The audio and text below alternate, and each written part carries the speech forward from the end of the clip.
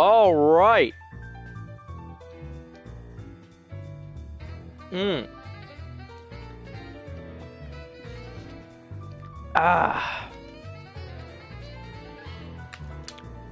We are here. We are doing it. Oh yeah. We are doing this. Oh, it has my it lets me know how if people are watching or anything there, and it has to fade away. PlayStation streaming is weird, but I'm doing it all the same. Oh man. How are we doing? Got my water. Got my headphones. We're gonna wait a minute. Let people flood in. If anyone. 6:31. Oh man.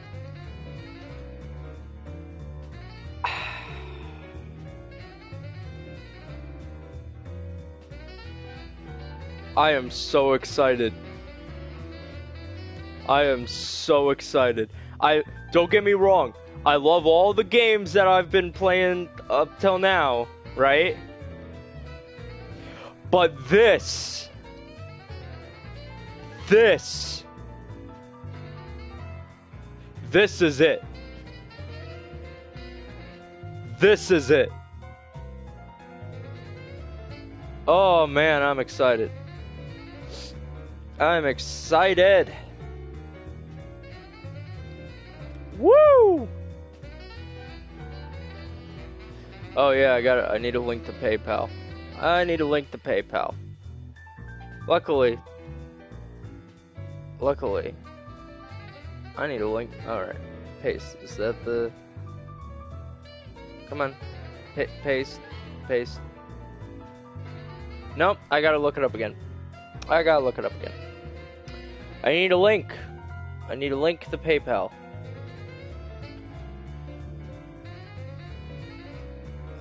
PayPal.me/ultimate.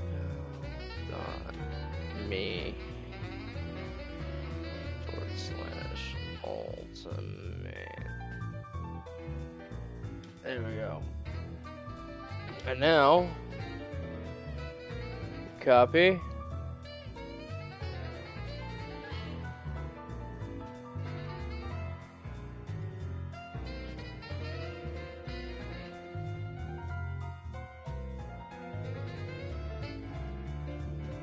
It's the PayPal link. There we go. Now we're set. Hello. Oh, this is gonna be awesome. I'm so excited. I love JoJo. JoJo is my franchise. Where'd I put my water? There, I put my water. Put it in my little cabinet space. Woo! I am hyper. I am hyped. I am excited for this. So, this is JoJo's Bizarre Adventure, Eyes of Heaven. It is the most recent game to be released in America for the JoJo franchise. And it is awesome. Not as good as All-Star Battle, but is really good.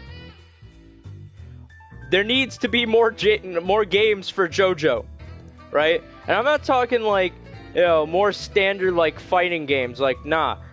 We need to get Platinum Games, the guys behind Metal Gear Rising, Bayonetta, Vanquish, and like, all these other awesome games. We need Platinum Games. Hello. We need Platinum Games to get a JoJo game going. We're just gonna wait for anyone else to join. If anyone else joins, that'll be cool. But if not, then I'm just gonna get this started and people can catch it on the archive. I'm a small streamer, so when it picks up, if I could get at least like 2 views. But we're how far are we in? We're almost 5 minutes, so it's 6 minutes normally. If I have like a 6-minute wait. But no, I'm very excited to play this. JoJo's Bizarre Adventure is like my favorite series of all time. God, it is so awesome. But I think we need like Platinum Games to get on that and make the different parts of JoJo into video games. Kind of like the PS2 games, but instead of only... Oh, we got another person. Instead of only Part 1 and Part 5, like they do all the parts of JoJo. That would be awesome for me. But like each one is their own game. I'm probably talking nonsense, but I think that if Shueisha and if Viz and Shonen Jump, they all want to make some good dough, I'm just saying right now, Platinum is the way to go with the video game. Platinum is the way to go. There is a new one. Oh, we're at 6 minutes, so I guess I'll start it up. There is a new game coming out, but it's like a battle royale game, and it's only got a handful of characters, so... You know, I mean, it looks cool. I'd play it because it's JoJo, but... So here it is! Here it is! Are you not entertained? So, here's how I'm going to do this, because this is a fighting game. Here's how I'm going to do this. What I'm going to do is, I'm going to play through each part of the each character from each part in each map that pertains to that part, and then after I get through all the characters, then I will start doing random things. So I'm gonna do Jonathan,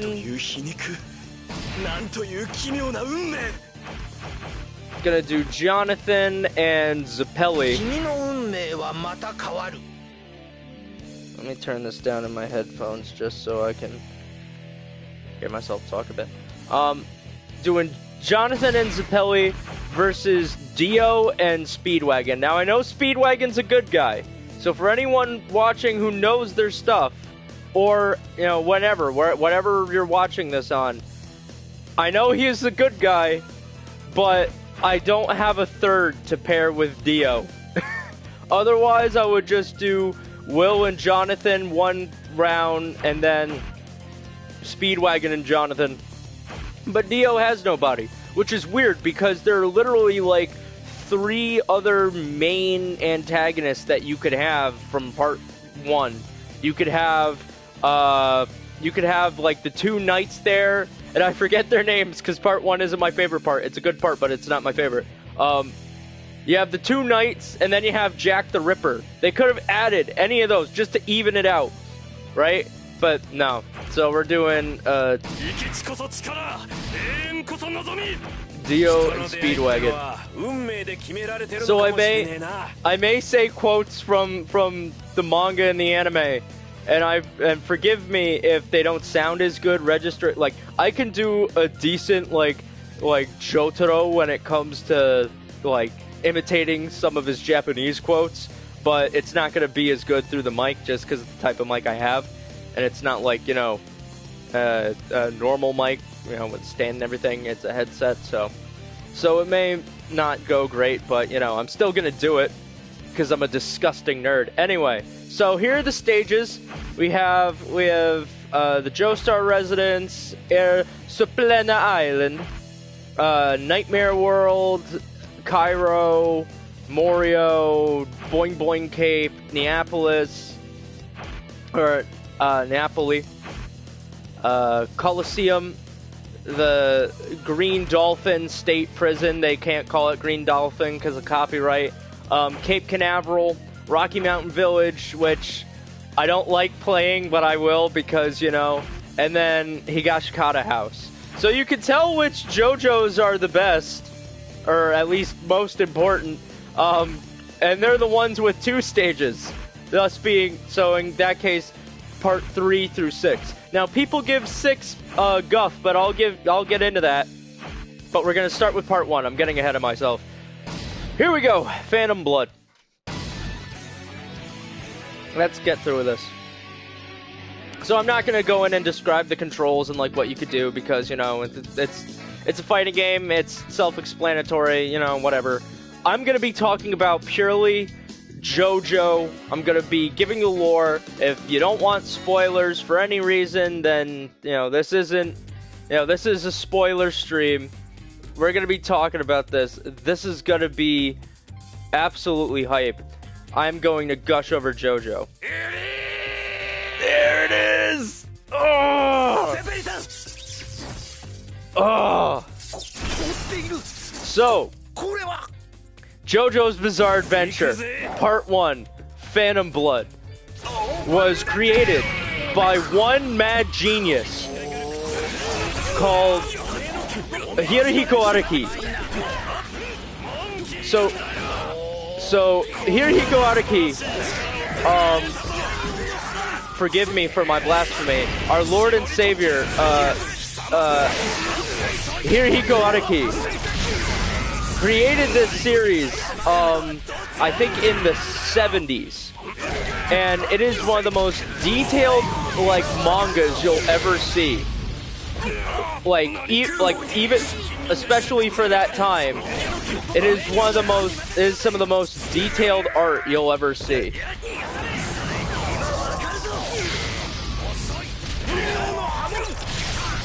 And so, Part 1, the original intention with JoJo was to make a horror series, but Araki ended up making a horror action series that would then later just turn into an awesome shonen series. Those of you who are not familiar with the moon speak of Japan may not know what that means. Shonen basically means young adventure, young boy adventure, whatever. It's a thing meant for young boys and men to be like, oh, cool.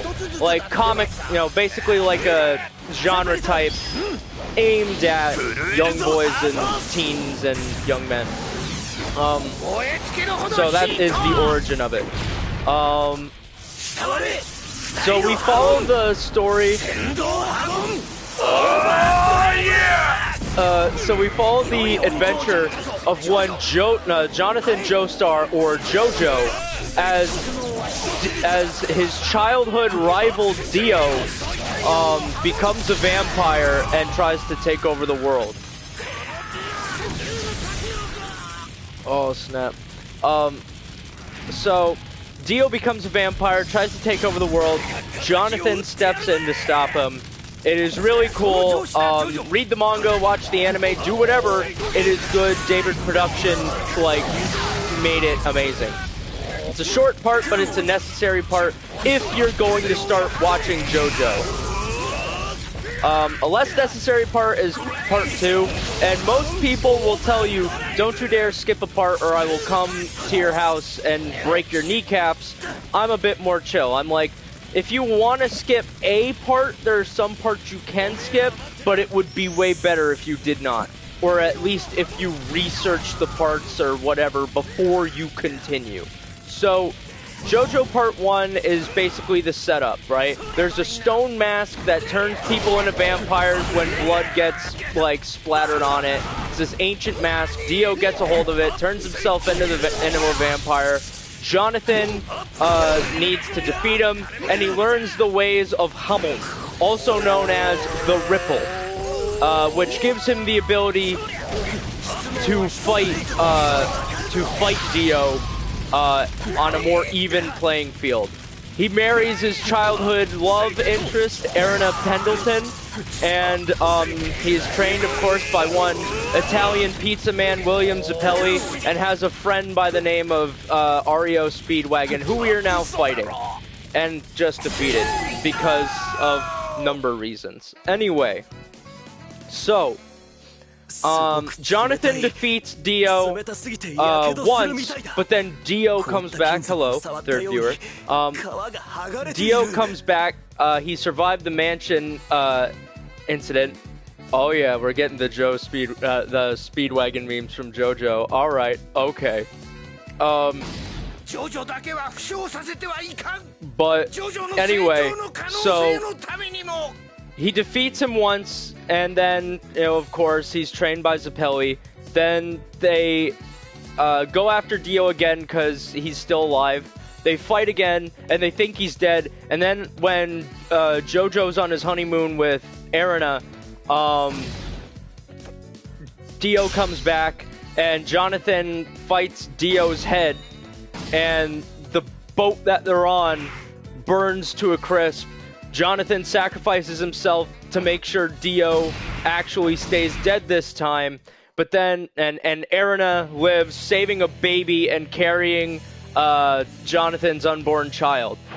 And they will then come together and make Joseph Joestar in part 2. But before we play him, because here's how I'm gonna work this because of the roster, and I don't want to play JoJo twice, or maybe I will. No, what? Screw it. I'll use one JoJo in every single thing I do, either as a partner or as who I'm playing as.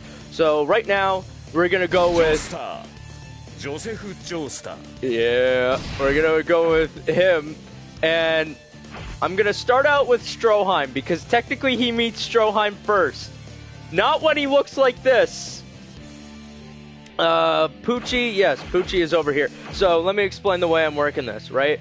I'm going part by part, and I'm playing the characters in the order of the parts to begin with, and then I'm gonna go back again, and I'm gonna play as just random characters together in fantasy matches. So we'll get to him. He's a ways down, so we need to start with part 2. I'm not skipping any parts. I'm not doing that. I'm not breaking the holy tendencies or the holy commandments of one Hirohiko Araki. So here we go. All right. Or you know what? No, we'll wait on Stroheim. We will wait on Stroheim. And we'll go with Shiza. Shiza Zappelli. So we're gonna save Cars for last, of course, because he's strongest. He's strongest boy there is. So that means we'll be seeing Wamu and ECDC twice. Alright, so we're gonna go Wamu! ECDC! So,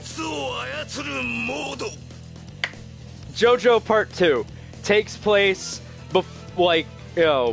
before World War II really kicks off, like around World War II. The Nazis are in power in Europe, and all that good jazz. So Speedwagon travels to South America because he finds Pillarmen. And he is betrayed by a guy from Part 1 who was previously an ally, right? And that guy becomes a vampire because he's like, you know what? Dio was pretty cool. He had vampire powers and he looked pretty hot. I'm an old man now and I want to look hot and have vampire powers. So he betrays Speedwagon, then goes to New York to try and kill Joseph. Joseph, of course, is one of the best JoJo's, so he wins with ease. And he learns that Speedwagon may be dead, and then he learns that he is apparently somehow alive. And he then goes to Mexico, or South America, wherever. Oh yeah, he does run away from the battle, but then he comes back and, you know, or rather, he runs away from the battle so that the one guy will follow him, and he wins with ease. He wins with ease. I'm putting it like that. I'm not going over the whole battle. Forgive me if I summarize things a bit much and skip some things in my description. So Joseph goes to South America to save Speedwagon from the Nazis, where there is Stroheim. Stroheim and the Nazis go. Ah, yes, the special Joestar technique. Forgive me if I don't read all the chat, because it is away from my screen and I don't want to suck, although I kind of do suck as non-stan users. So basically, Joseph goes to South America to save Speedwagon, and he runs into, of course, you know, the Nazis, because Speedwagon is being held by the Nazis, and they want to know everything he knows about the Pillarmen and the masks. And they wake a Pillarman who is named Sentimiento. after the Mexican wins in the anime and the manga in the English version, because I'm sure it's another music reference that is copyrighted. There's a lot of copyright in JoJo, as I'm sure you know if you like JoJo, of course. But that's kind of irrelevant. Anyway, so Stroheim is freaking out because he's like, oh my god, what are we doing here with these here pillar men? The pillar men are so strong, they're impossible to beat. They kill all my men. And Joseph's just like, well, if he's anything like what I faced in New York and what my grandfather faced against Dio, then we'll be able to take him down with sunlight. So with the help of Stroheim and Stroheim's sacrifice, they defeat San Viento plot for a bit. And then, of course, to learn how to use Hamon, because there's more Pillar Men, and there's a threat on the horizon. So he meets Caesar Zappelli, grandson of William Zappelli. Not son, because, you know, the son is not important, and he is the big dead.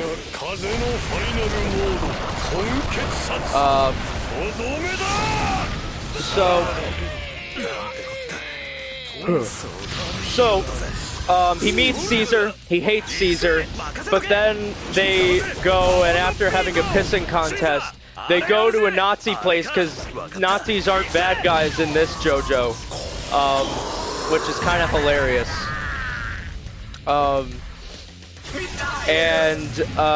They come across Sea and Cars. Now, of course, their musical references are, I believe Wham is the name of the band. I could be wrong, I don't really know that one. Cars is named after the Cars, which was like a new wave punk thing.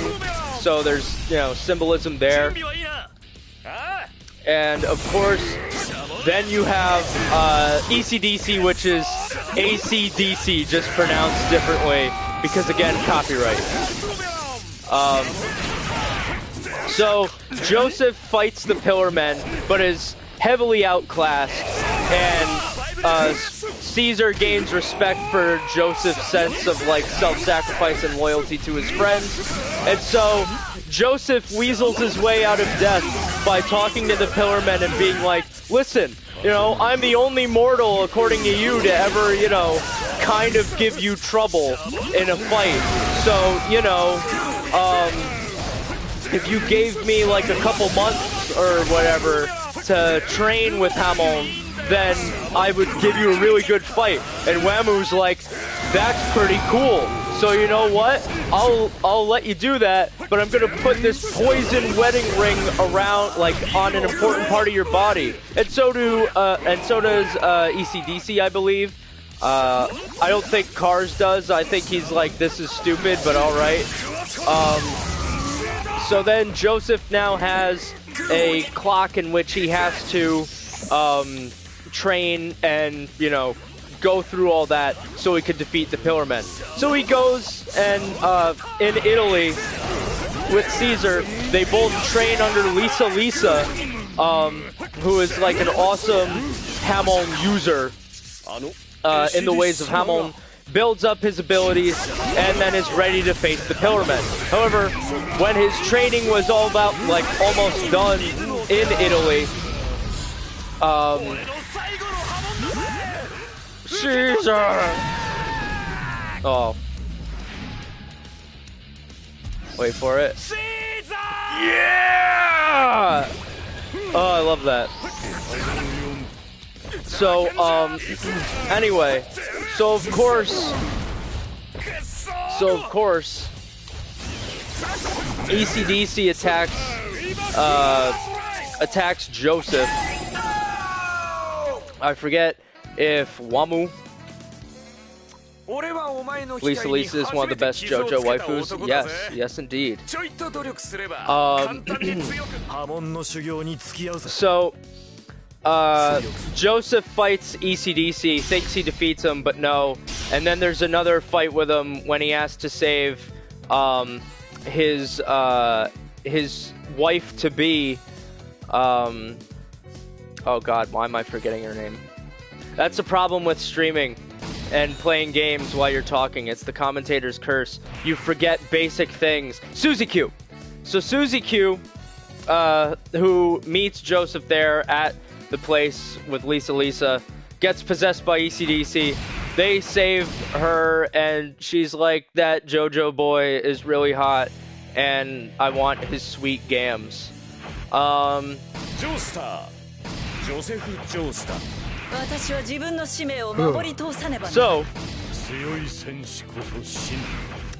So they defeat ECDC and get one of the rings, or one of the antidotes from one of his piercings for one of the rings. And then they go after Cars and Wamu. So, one travel sesh later, Caesar reveals, hey, my dad left me and my siblings back in a slum because he wanted to live up to William, and I didn't see him much, so he became the biggest thug in Italy. But then I saw my dad, and he didn't recognize me, and he saved me from a pillarman, and then I swore to kill the pillarman on a vengeance quest. And so, then, of course, Caesar and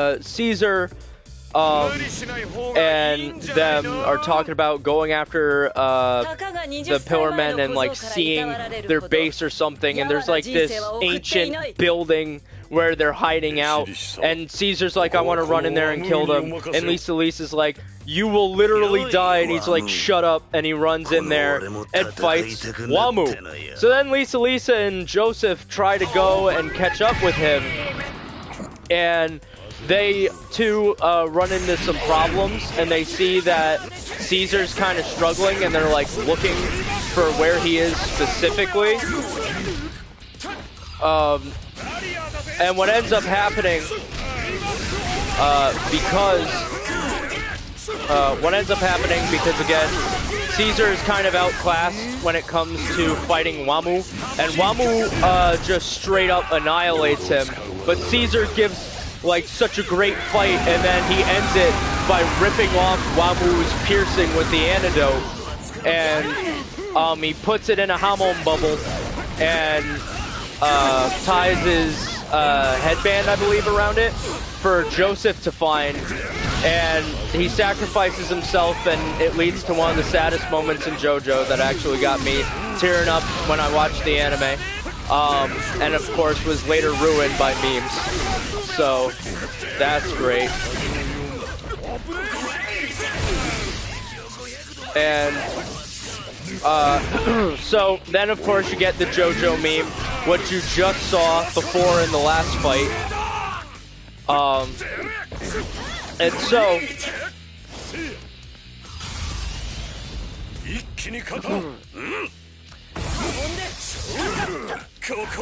there we go. And so Joseph and Lisa are then powered by vengeance, and they challenge Cars and Wamu to a fight, which leads to this absolutely epic battle between Joseph and Wamu. And Wamu respects him as a warrior, Joseph respects Wamu, they have a bro moment, and then Wamu dies. Then it's time to fight Cars, and I'm gonna save that. I'm gonna save that right now. We're just gonna focus on killing ECDC because we need, you know, your boy needs to get to the Cars battle.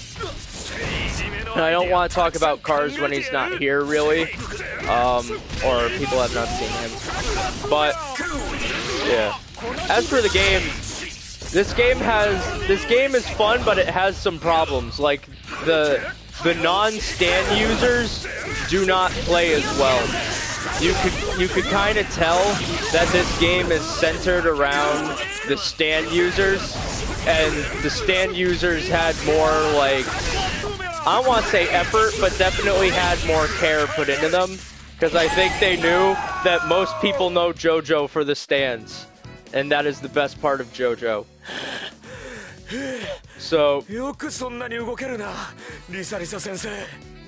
So also, Of course, I left out the part where Joseph creeps on Lisa and he's like, yo, she kind of thick though. And he peeps like through a keyhole when she's bathing. And then later, of course, it's revealed that Lisa is actually his mom.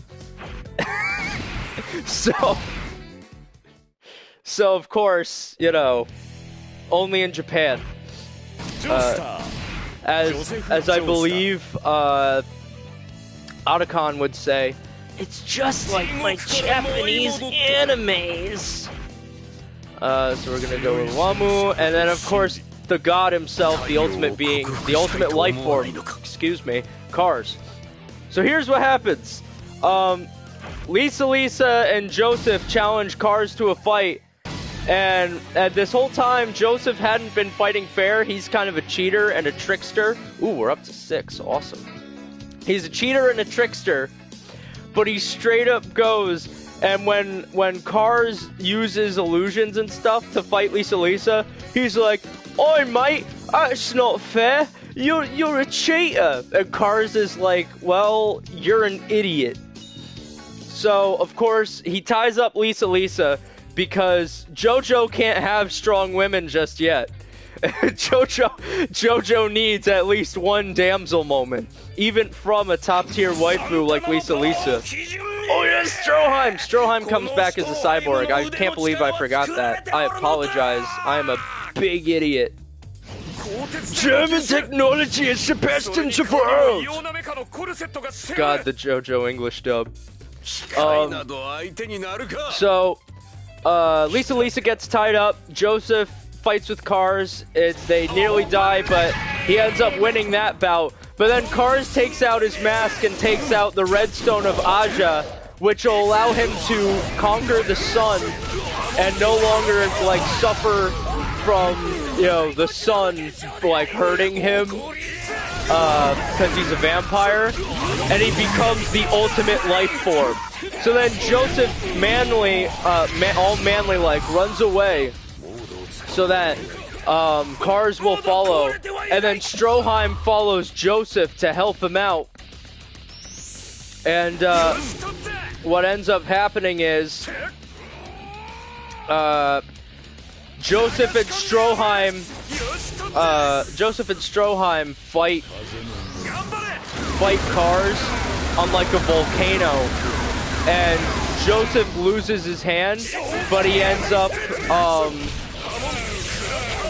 using Hamon to cause stuff to explode and rocket Cars into space, where he then is stuck thinking about how to get down, and he just was stuck up in space thinking for eternity while turning the stone never to return, and like until he stopped thinking. So his fate is kind of like, you know, just straight up dark and twisted, but it's fitting for the ultimate life form. So that's part 2. And of course, Joseph gets a robot hand. People think he's dead. They hold a funeral for him. And then he shows up with his dummy thick German waifu and his German technology robot hand. And he's like, "What the hell are you all crying here? Who died?" And they're like, "We thought you were dead." And he looks to Susie and he's like, "You didn't tell them that I was alive, you stupid thought." And she's like, "Well, you know, I was too busy getting that Joestar booty," and you know, that's how part 2 ends. And it shows a preview, of course, with old Joseph. Like, part 2 old Joseph is a sight to see because it's just really bizarre. And it also shows a preview of Jotaro, which is also great. And that'll come back later as a reference in part 6. Which, again, people like to hate on, but I think part 6 is really misunderstood.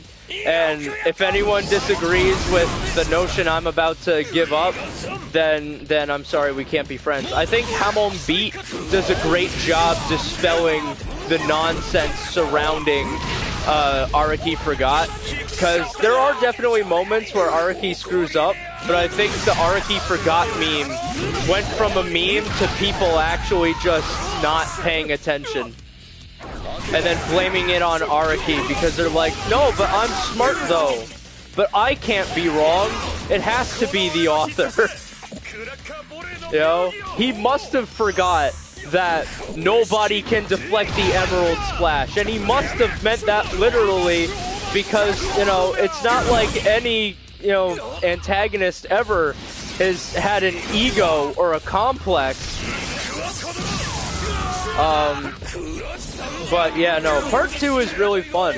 Like, I got into JoJo, of course, because of the stand stuff. I think most people, they see the parts with the stands, and that's why they get in.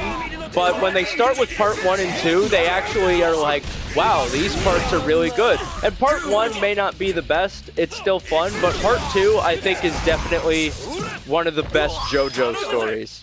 In my opinion, it is one of my favorites. My favorite list goes part 5 at the top because, you know, of course, part 4 and then part 2. That's my JoJo list as of now. That's my JoJo list as of now.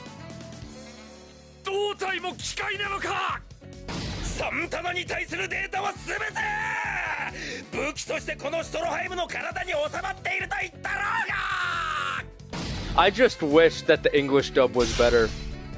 Could you imagine? Could you imagine if there was like an amazing English dub for JoJo? Like, some of the memes wouldn't be there. We'd still have the English memes from the Japanese dub, but we would not have some things like, this taste.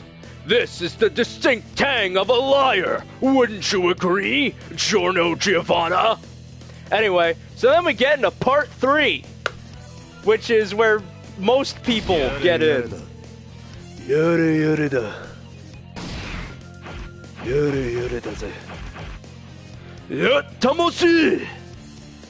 I may have screwed that up. So we get into part 3, which is a lot of people's favorite part.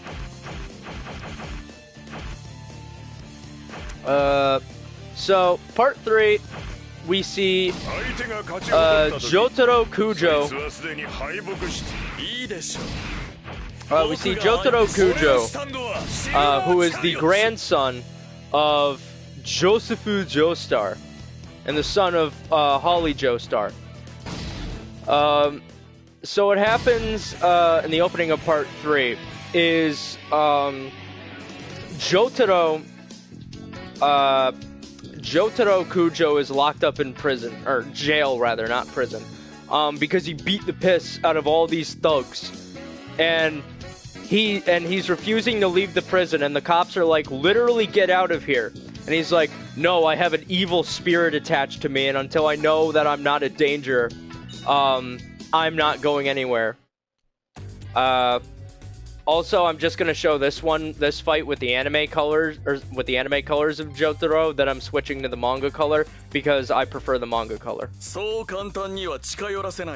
Jotaro is locked up, and his granddad Joseph comes in at the request of Holly, and he's like, get out of the cell, and Jotaro's like, no, I won't. So he sicks his homeboy, Muhammad Abdul, to get him out. Which is where they explain that evil spirit is actually a stand, which in Japanese translates to ghostly ripple. And I just got double team. That's cool. So of course, Jotaro nearly kills Abdul, and I say nearly kills Abdul because he was about to throw bars at his head. Of course, Abdul, being the cool guy he is like, you couldn't do that even if you tried. Magician's Red is just too hype. To which I'd have to agree, Magician's Red is really hype. Oh no! Death 13. Here's where we get into some of the cheap stages on this game, where you have like this added crap, like Death 13, like Death 13.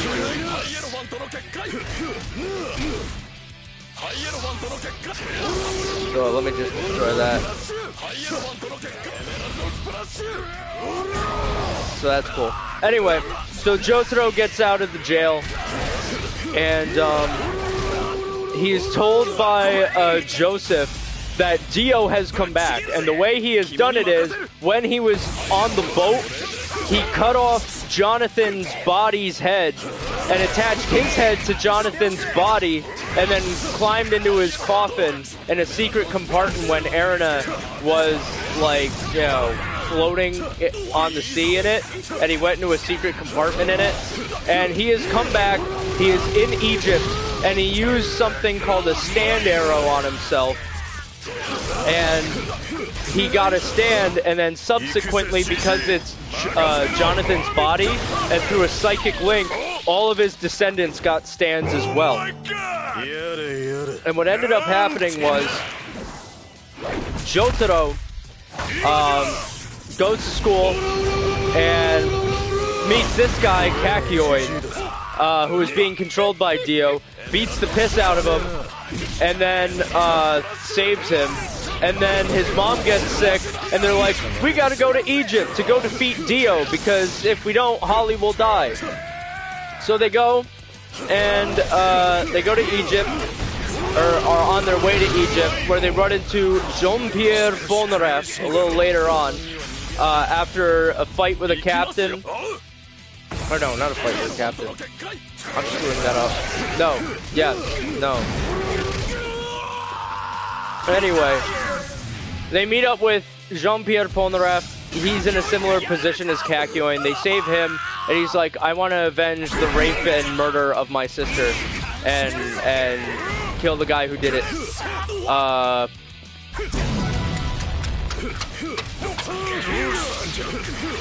And so I'm gonna join you guys on your quest. And so they head out, and meet the captain, and Strength, which is just a big old monkey. And then they get to, I believe, Hong Kong. I could be wrong. And basically, it's like they go on this, like, JoJo Part 3 is definitely where the adventure part of JoJo's Bizarre Adventure comes into play and is strongest, because it's just stand user after stand user with different abilities and different tarot cards, and it's cool. So what ends up happening is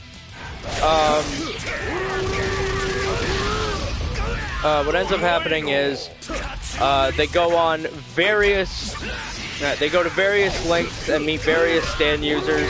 Some highlights include, but are not limited to, Jay Guile, which is the man who raped and killed Polnareff's sister and has two right hands, much like, or two left hands, something like that, much like his mother Inyaba, who is the witch who gave Dio the stand arrow and gave him a stand.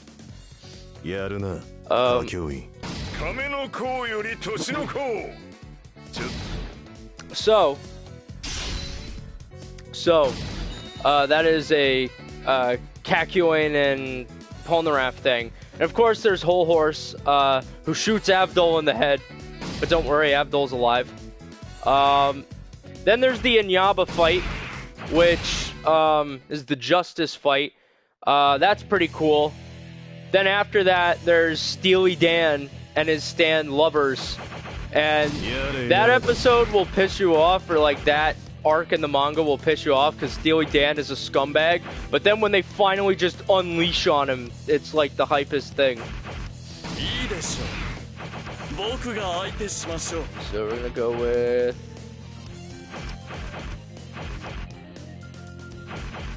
well, we'll do Whole Horse. Whole Horse and Polnareff still, I guess. I don't know. So yeah, that fight's cool.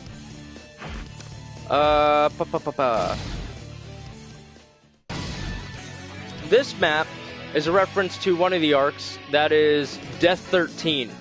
Oh, I didn't change Jotaro's color again. God dang it. I didn't change his color.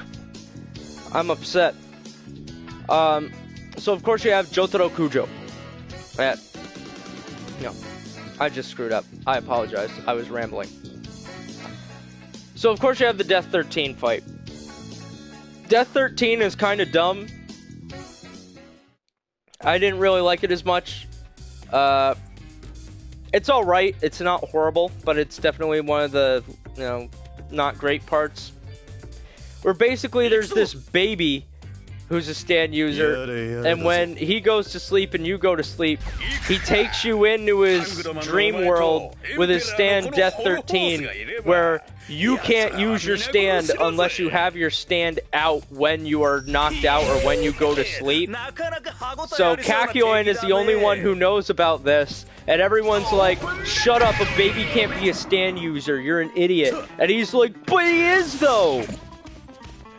And what he ends up doing is, he's able to take his stand into the dream by staying awake, or by having Hierophant Green out when he goes to sleep,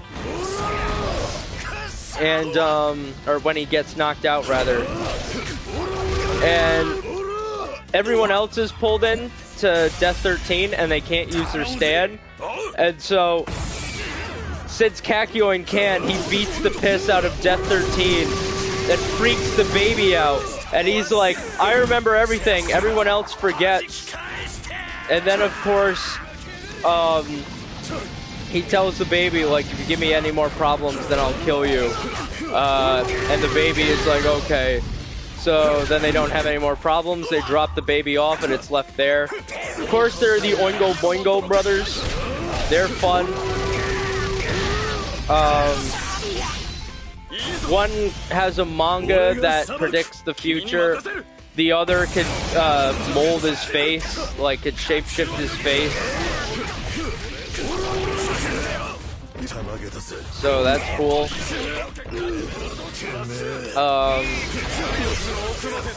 You have the Anubis fight, which is basically a sword that can possess people, and it possesses Polnareff at one point.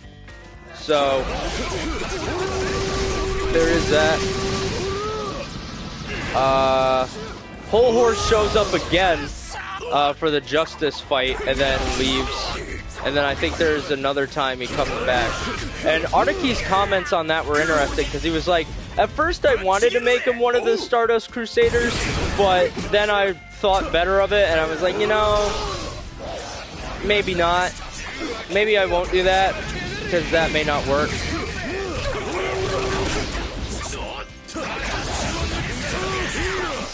Of course you have the end duel fight. That's pretty cool. That's after Iggy gets introduced, and we'll have Iggy in a minute. I'll probably pick him in the next fight.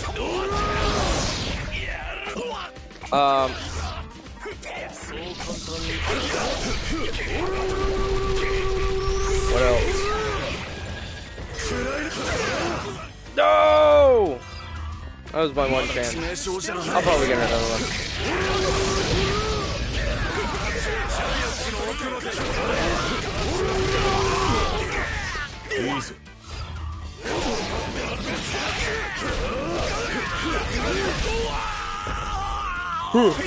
So,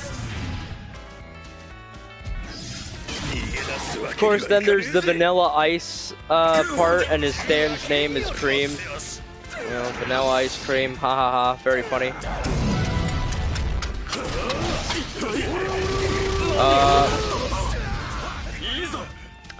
So, Vanilla Ice is like Dio's right-hand man there. And his stand basically is like just black holes and stuff. And he's a vampire himself. So, Vampire Nice is... not Vampire Nice. Vampire Nice. Wow. Vanilla Ice is a pretty cool antagonist for part 3. So that's all nice.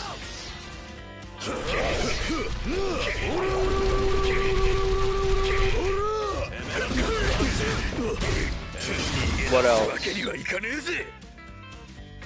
So, part 3 is like... So, I like part 3 because, like, it has almost an Indiana Jones feel to me. Which is weird because you'd think that Battle Tendency would be, like, the more Indiana Jonesy feeling one. But for some reason, whenever I think of Part 3, I think of Indiana Jones.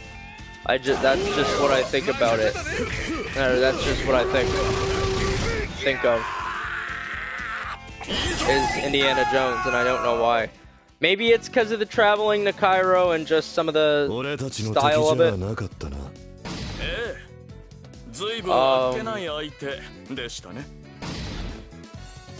But yeah, no, Part 3. So it's weird because Part 3 like has some weird Araki forgot moments that people reference and are normally wrong about. Like, and it's not really like, you know, necessarily with Part 3 itself. It's like more the later parts down the line. There, I did it right this time. It's more like the later parts down the line are where the problems like come up with Part 3 and Araki forgot. Like, people reference things like, oh well, stands can shrink, you know, characters can shrink their stands in Part 3 if they concentrate, but Araki didn't use it again, so he must have forgotten about it. And it's like, not really. That's not what that means.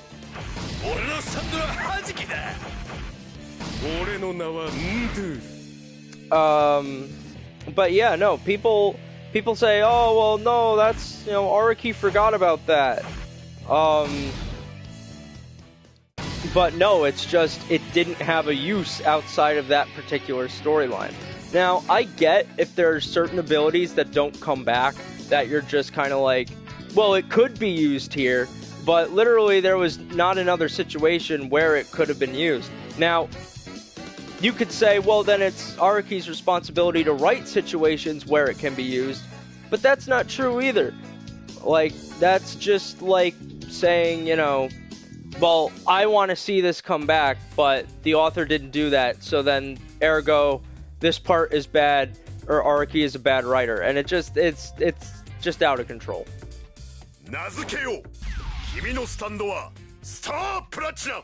Yup. But it's funny because, like, what situation would call for, like, stands actively being shrunk if their power doesn't have anything to do with shrinkage? Like, there are stands later on in the part, like, or in other parts, like in Part 5, there's Little Feet, right? That stand's ability is that it can shrink. Its whole ability is that it specifically can shrink, and it can shrink other things as well. You know, so it's not like Araki doesn't revisit the concept. It's just he doesn't make it something that like a bunch of stand users are doing because the situations don't really call for it. But, you know, Little Feet is just a good example of, like, you know,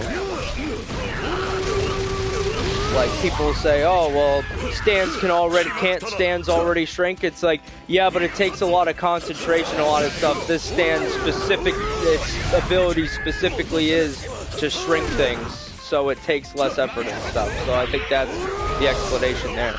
But then there's also, like, things like Diver Down.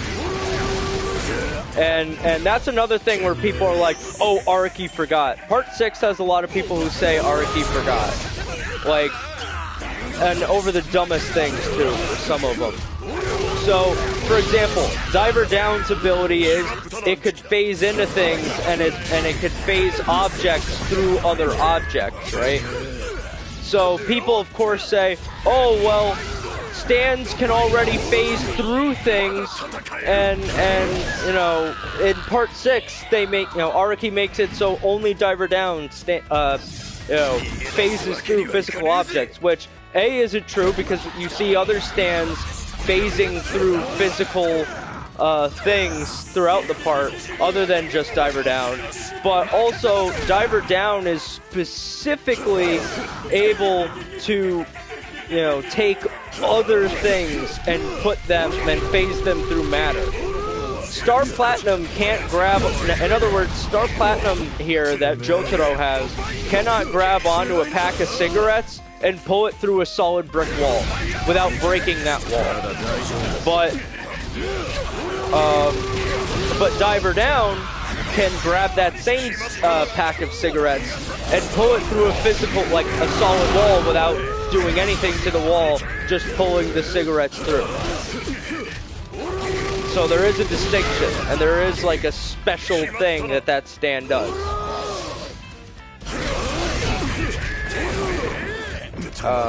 Part 6 gets it bad, but I'll get to that later.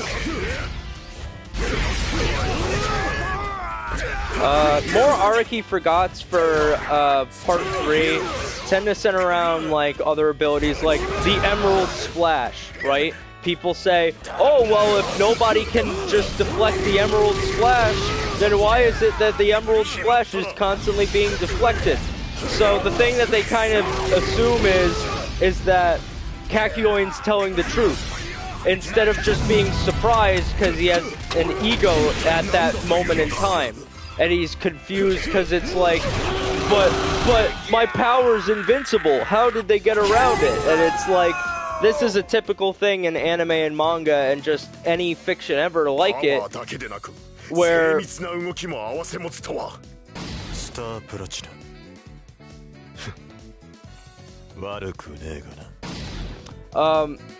people kind of are like, they don't really, I don't know if they can't understand like nuance, or if they can't understand like, you know, this isn't literal, this isn't the truth, this is a character being surprised that their powerful attack was defeated because they've never seen it happen before, or they just are too cocky. So we're gonna go with Iggy. Yeah, we're gonna go with Iggy.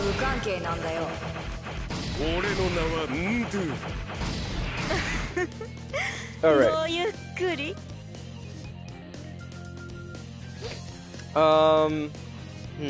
What else? So now we're going into Cairo, because this is getting into like the Cairo arc.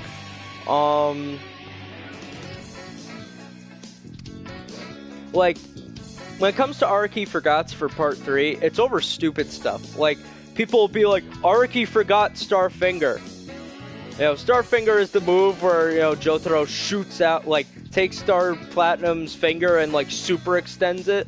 But the thing is, that's a last-ditch effort attack, and it was only used, like, twice in Part 3 because it was, like, a last resort. Because it goes about as far as Jotaro's punch rushes, or his punch rush ability there, where he just, you know, unleashes the flurry of punches. So why not just use that, which is a more powerful attack, instead of Starfinger, which is not as powerful. So, but that's just how it works. You know, people ignore what they will. Sometimes with reason, other times for literally no reason.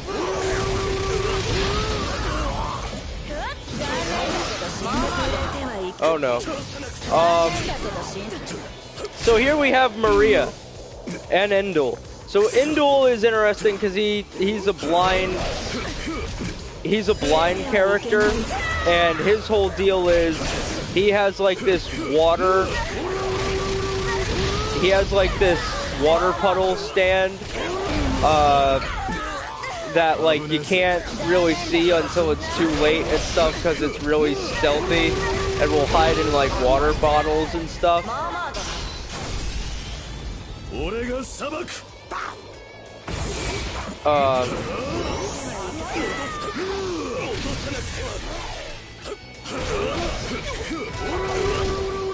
And he kind of demonstrates a different kind of enemy. So most of the people Dio sends after the Stardust Crusaders are either just in it, or mostly just in it for the money. Most of them at the beginning don't really have a loyalty to Dio. But Indul is the first one really that you see. I mean, I suppose Jay Guile by proxy of Enyaba, because Enyaba's loyal to Dio to an extent, and I guess so is Jay Guile. Like, I don't know the deal with that. But Indul is like really the first one who's like, Dio is a god and will defeat you. I have faith in him. Right? I give my life gladly for his ambition.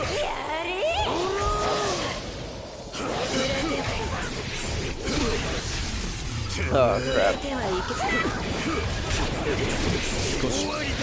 This is the problem.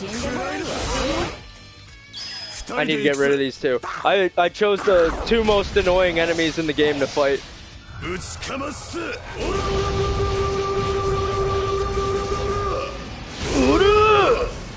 Oh, it's so good.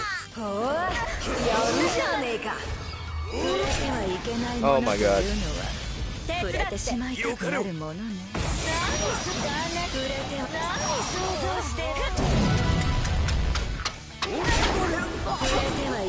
What the hell? God, I picked the most annoying enemy to fight. Oh, I hate her so much.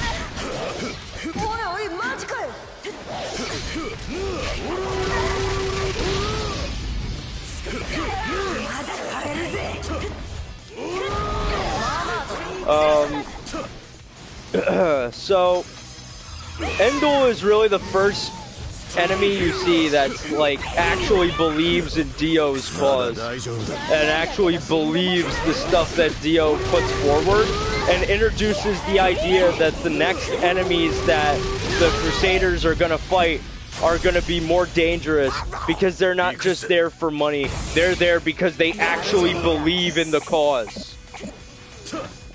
So that's an interesting concept. The other two enemies that are there for the cause, that I would say, and not just there for the money or just because, like, whatever, are Pet Shop. I think that's his name, or that's his stand's name. I don't know. I think it's Pet Shop. And Vanilla Ice. Those are the only two others who are, like, really extremely loyal to Dio and believe wholeheartedly in his cause and his ambition.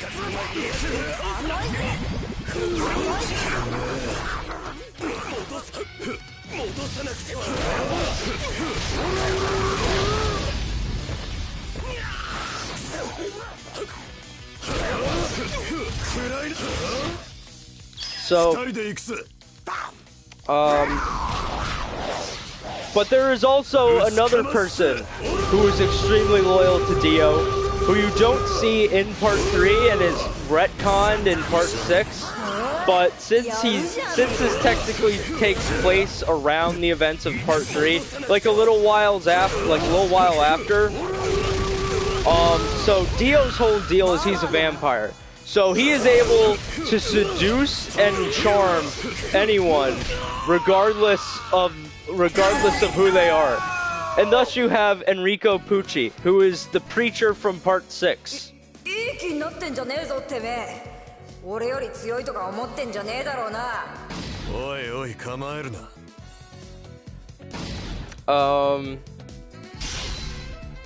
So Pucci comes in Part 6, but, you know, technically there's history going back to Part 3. And Dio goes to Florida, meets with Pucci, and is like, do you believe in the concept of heaven as like heaven on earth? And he's like, oh, I suppose. And he's like, do you believe in gravity? And basically Dio's whole philosophy is, oh, wait, I almost forgot. There we go. Now we're good.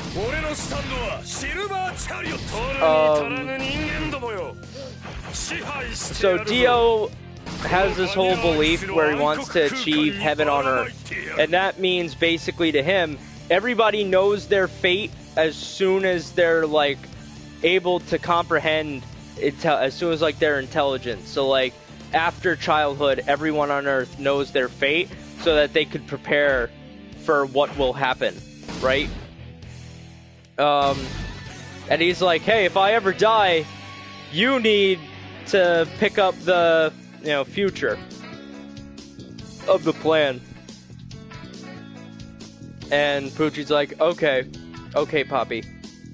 Then, of course, Dio goes back to Egypt. And Dio is interesting because, like, while he's in Egypt, like, Dio is definitely different from when he was in Part 1. Because in Part 1, he's self-centered. In Part 3, he's like, I have a grand plan that'll benefit all of humanity, not just myself, right? Which is weird. But Dio has, like, this harem of women that he feeds on because he's a vampire. So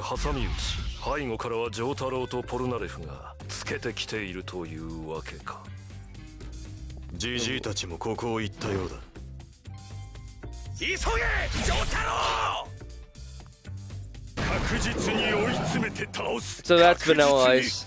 It's called Cool Ice here.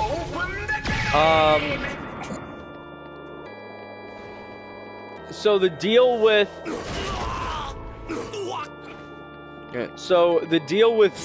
Dio is he has like this whole, like, all these women that he has intercourse with and also feeds off of because he's a vampire. And some of them live.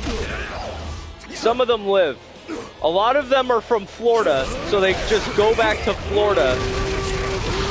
And then one of which goes to Italy.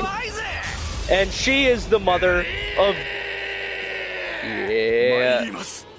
of one of my favorite JoJo's, Giorno Giovanna, from the best part in JoJo, as I have said. Part 5 is best part. Part 5 is best fart. I am an idiot. Part 5 is best part. It doesn't help that it's called Golden Wind. Oh god, I'm immature laughing at fart jokes.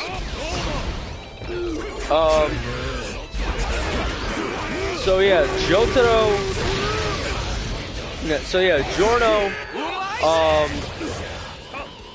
Giorno is born and he lives in Italy after moving to Japan. And his mom marries this Italian dude, but we don't need to focus on that because, to be quite honest, it's relevant. Also at this time, Joseph Joestar's secret love child, Josuke Higashikata, gets a similar fever to Holly, as he too is a pure little boy, a pure little child, and he cannot handle the stress of his stand. And so he cannot fight, and he does not have like a will to fight. So his stand is kind of like, it's making him sick, unbeknownst to Joseph Joestar, because he doesn't know that he had another child in Japan.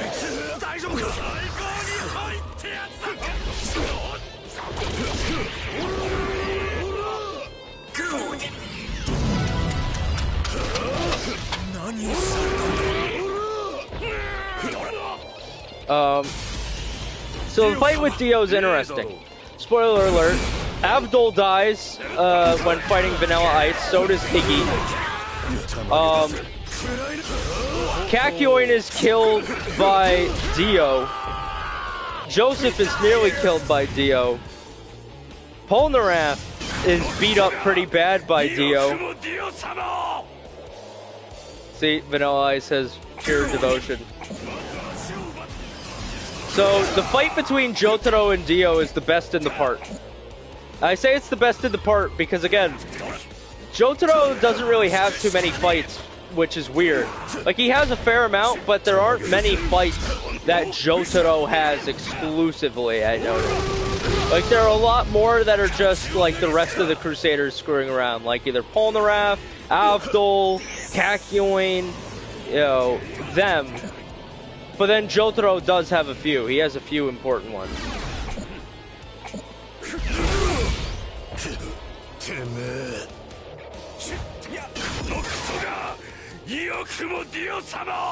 But in the fight with Dio, the cool thing is that there's finally an enemy that's like, the stand is actually like really intense and seemingly unbeatable.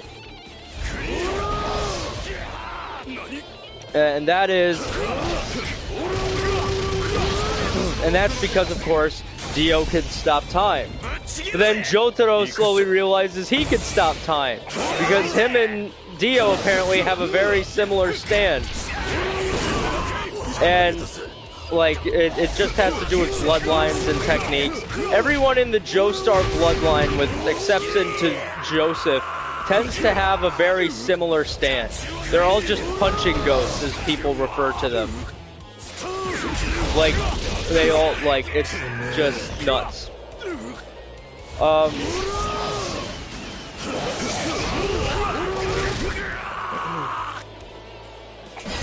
yeah, and the fight with Dio is cool. And Dio is finally killed, and we never see him again ever. Wink, wink. In any other part in JoJo. Wink, wink.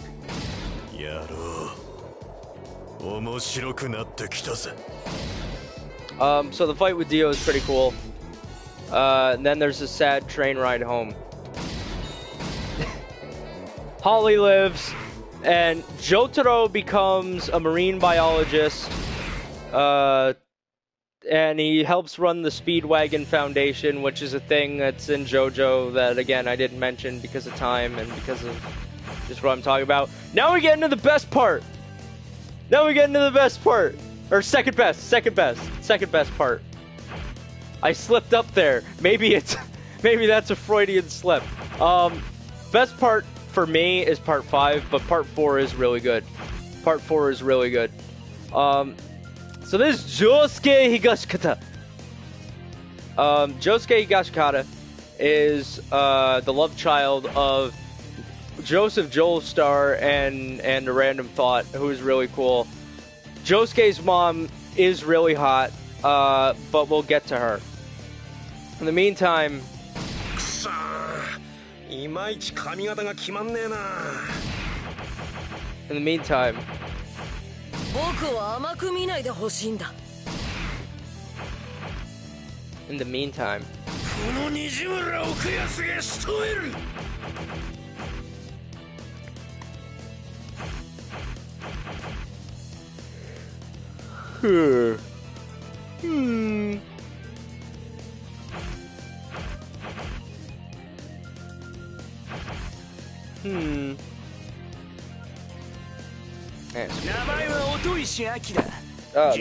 I bopped the mic. I hate when I do that. So then we get into part 4, which has one of my favorite JoJo's. Okay. Josuke is my favorite JoJo, but part 5 is my favorite part, and I'll tell you why. Giorno is cool, but he's not as interesting as a character. Josuke is awesome and like kind of a goofball, but his part isn't as intense. So we're gonna start, of course. Diamond is unbreakable. So this takes place in the 90s. Jotaro Kujo goes to Morio to find Josuke Higashikata, because old man Joseph is getting old, and they're looking over his will, and he's like, we gotta figure this out.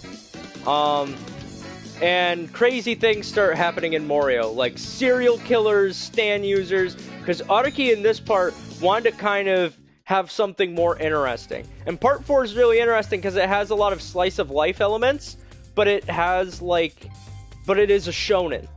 So like, it all takes place in one town, but there's like murder mystery, there's serial killers, and the stands are some of the coolest. They're not the best, but they're close. Josuke's stand is Crazy Diamond, or Shining Diamond because of copyright, but Crazy Diamond. This is where more musical references come in.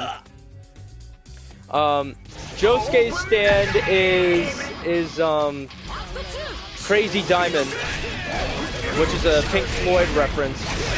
And basically, instead of just being a punching ghost like Star Platinum, it is a punching ghost, but it can also fix things and heal people.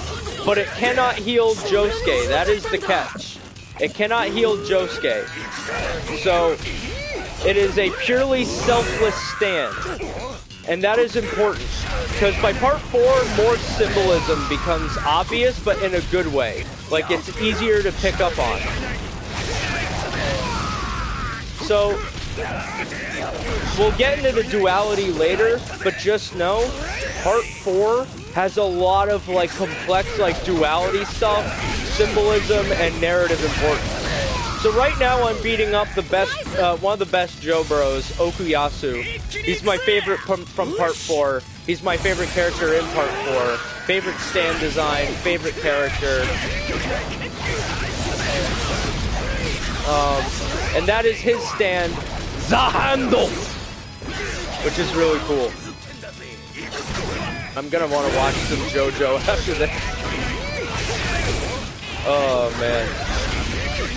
So their first encounter is Koichi gets shot with a stand arrow through the neck at the Nijimura residence. And apparently Okuyasu's brother had been trying to find a stand user who could heal their father, heal Okuyasu and Keicho's father.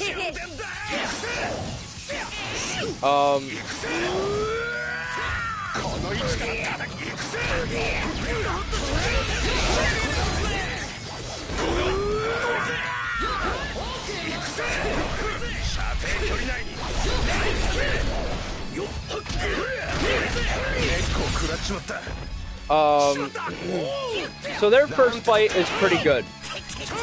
Their first fight is pretty good and kind of plays around with what can happen. So Okuyasu's stand is great, and I love it. The hand is one of the best stands in JoJo, and the way it's explained is the hand is literally the most like powerful stand because basically it can erase anything with a swipe of a hand. And it is, and Keicho describes it himself as the stand itself is horrifying because of how strong it is and how much of a problem it could be. But Okuyasu is kind of an idiot, which balances it out. So he can't really do anything with it. Like, he's not going to do anything drastic with it. So basically the entire residency of Morio is lucky that Okuyasu is just like a good-hearted idiot and not some evil genius like the main antagonist of the series, or of the part. But we'll get to him. This is a cool little interactable. Gives me health. Tonio's restaurant. A little reference to that.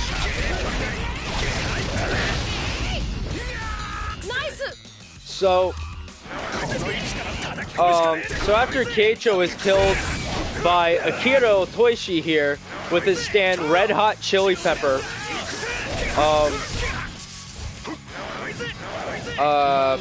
Okuyasu swears revenge and becomes the best Joe Bro in series history. Now I say that, and people in the comments section of the YouTube archive may say, he isn't the best, Bruno's the best. But I'll get to that. I don't classify Bruno as a Joe Bro for one reason, and Bruno is my favorite character in the franchise, so don't get me wrong. I get it, but we'll get to him.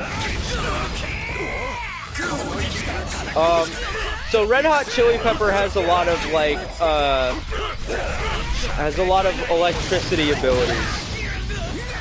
And his whole deal is he travels through like electricity and stuff. And then he uses electricity to kill his enemies.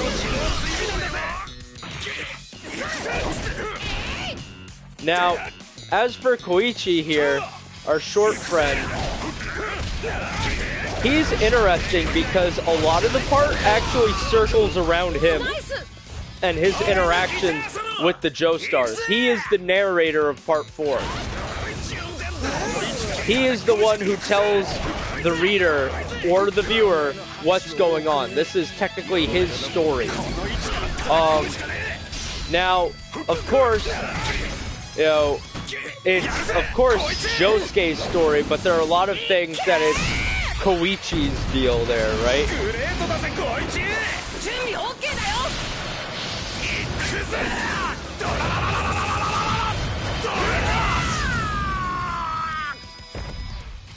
Oh god, that's so cool. I like Koichi. I think he's interesting, but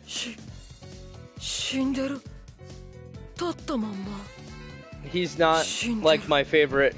He's not really my favorite JoJo character. If anything, I don't really like the Koichi chapters. I don't really like the Koichi chapters as much. Not because of, like, you know, anything with the writing. It's just I don't find his stories as interesting as, like, you know, the Highway Star arc or the tower fight or anything like that. You know, anything like that. Yeah, like Superfly. The Superfly fight was alright, but anyway. So right now, I'm gonna pick Jotaro over here, my homeboy.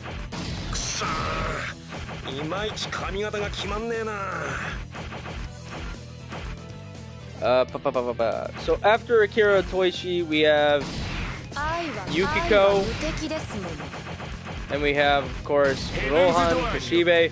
Rohan and Yukiko, it's interesting because a lot of the enemies in part 4, they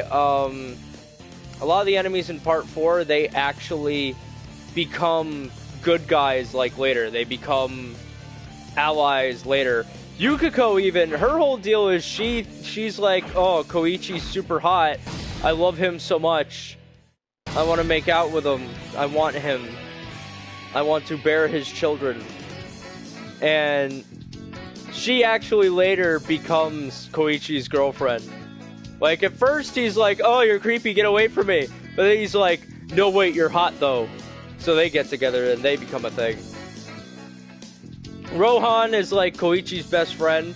He's a manga artist and he's clearly a self-insert by Araki.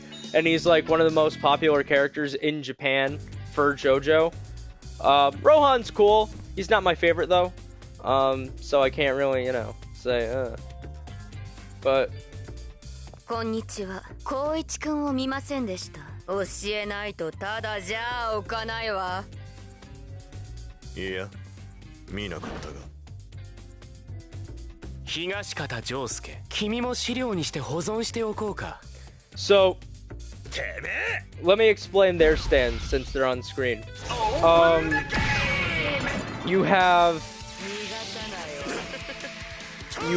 Rohan's stand, which is Heaven's Door, and that basically allows him to read a person's memories as a manga panel by, like, opening your face and body and turning them into manga pages. And he could also control you by writing in them and making it so you cannot attack him. So Rohan is really cool, but he has an ego issue, which screws him up. Then you have Yukiko. Yukiko is just a crazy yandere, but she's more complex because by this time when Araki was writing this manga, the character archetype of the yandere was already a thing. But he was like, I want to do something interesting with it. And so he made Yukiko, and she's really cool. She's really cool and interesting. Like, she's not an idiot. She's not an idiot blinded by her lust. She's like an actual calculated, interesting character who has depth and is interesting. Her whole stand, which is, I believe, Love Deluxe or something, her stand is basically her hair. Her stand is her hair. She uses her hair like Hermit Purple. But it can't, like, you know, access TVs.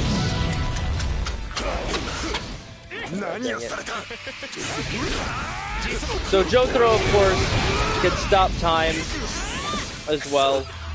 In part 4, when Jotaro shows up, he's able to stop time more frequently and better than he could in part 3. He's begun to master it, but I think he's still not as, like, you know, as good as Dio with stop time.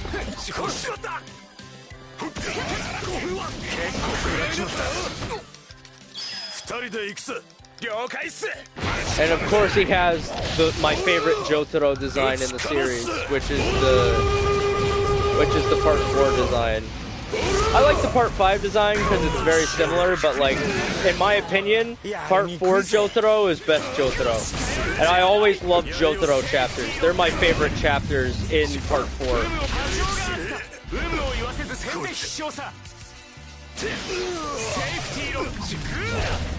So the problem here with Rohan in this game, my one real complaint, is that I cannot attack him now. He can do that. He can take away my ability to attack him, which I do not like. And I know it's canon to the manga, and like, that's his ability, but the fact that he is able to do it, like, kind of breaks the game since it is a fighting game. So it is a little game breaking, and I don't think it was a good idea to add that, but to be fair, it is canon, and it's one of those things where I like it for canonicity reasons. I don't like it for gameplay functionality.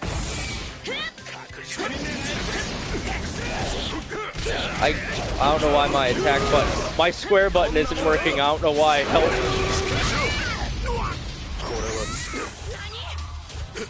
Okay, now it's working again. Something happened. I don't know what happened, but my square button didn't work by itself.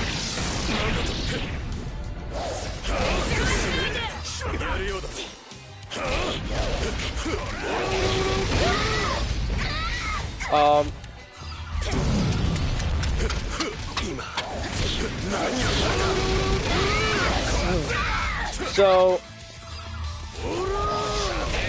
yeah, Jotaro in part 4 is really cool, and I love his chapters the best. Like the rat hunt, him and Koichi fighting,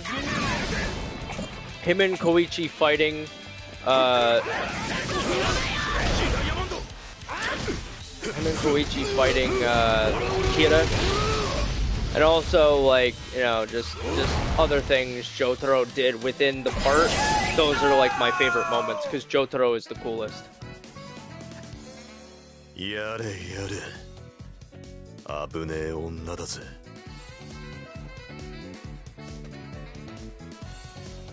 まだ殴り足らねえぞこら So yeah, now I get to show off Yoshikage Kira, so that'll be fun. That'll be fun.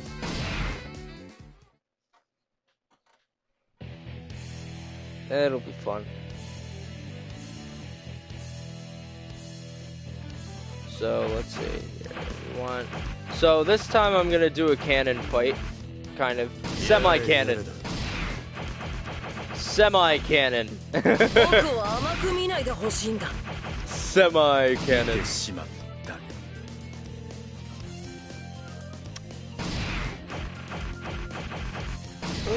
I'll have Shigechio in there. It's not really that good.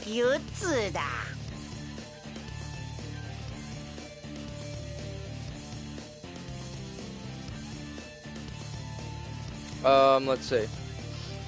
So what we'll do is here again.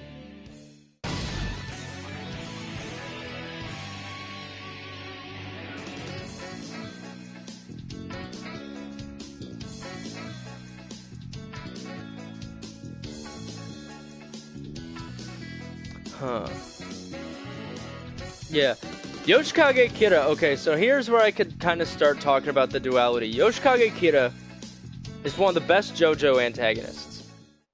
not just because of his stand Killer Queen being one of the coolest stands ever, but because of the duality of him and Josuke.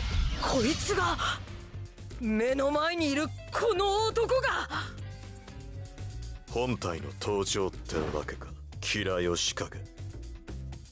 ボタンのついた上着は置いてきたよ。後で取りに行く君たちを始末してからね。お前動くんじゃねえぞ。 So Yoshikage Kira. So Yoshikage Kira and Josuke Higashikata represent two sides of a proverbial coin.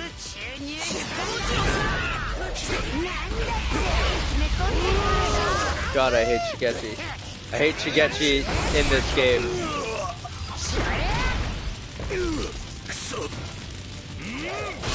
Oh my god. I really hate him.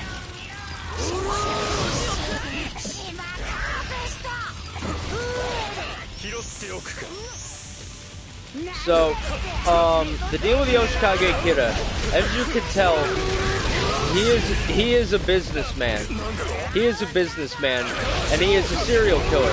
But he also is designed to look like David Bowie's darkest character, the Pale White Duke. The Pale White Duke, who is literally a Nazi and a scumbag, just a horrible character. One of the more horrible in, like, you know, his actions, not like, you know, David Bowie's horrible. But, like, he was the darkest David Bowie character in existence. Like, if you don't know the deal with David Bowie and his characters, then that's you know, not gonna mean anything to you. But if you know, you know. If you don't, you don't. And the deal is Yoshikage Kira is a serial killer who blows up women with his stand, Killer Queen, and he harvests their hands.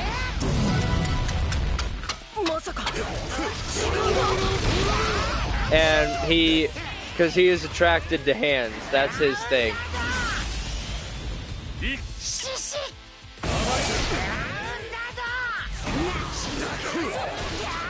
And the deal here, though, with the duality is that, first off, Pink Floyd and Killer Queen represent drastically, like Shining Diamond and Killer Queen. Those are two drastically different bands and music types.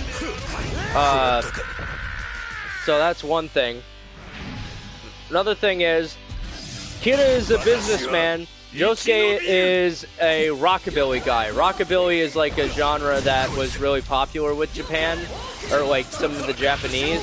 It's become more popular over the years, but when it first started, people thought they were delinquents. So Araki's whole idea was, I'll take this one position that's generally seen as, like, you know, the best of society, ergo, you know, businessmen who, you know, do all that. And then I'll take this other side that people see as, like, weirdo, degenerate losers, and I'll make them, and I'll make him the hero, and that's, of course, Josuke Higashikata. So the duality there is just very interesting.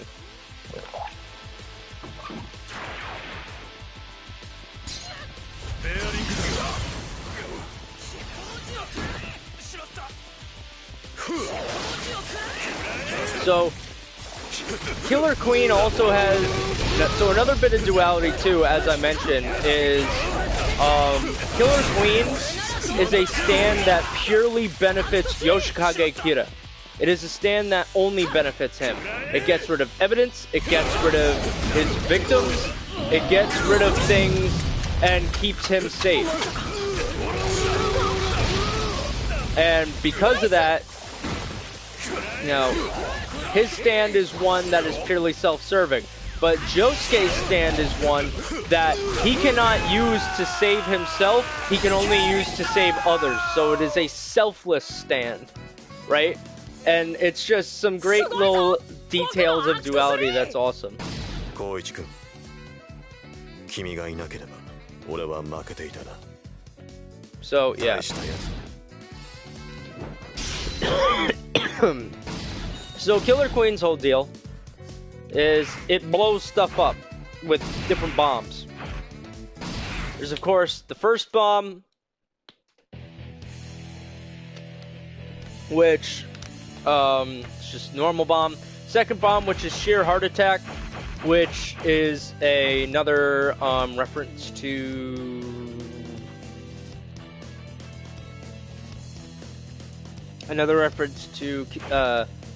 Queen.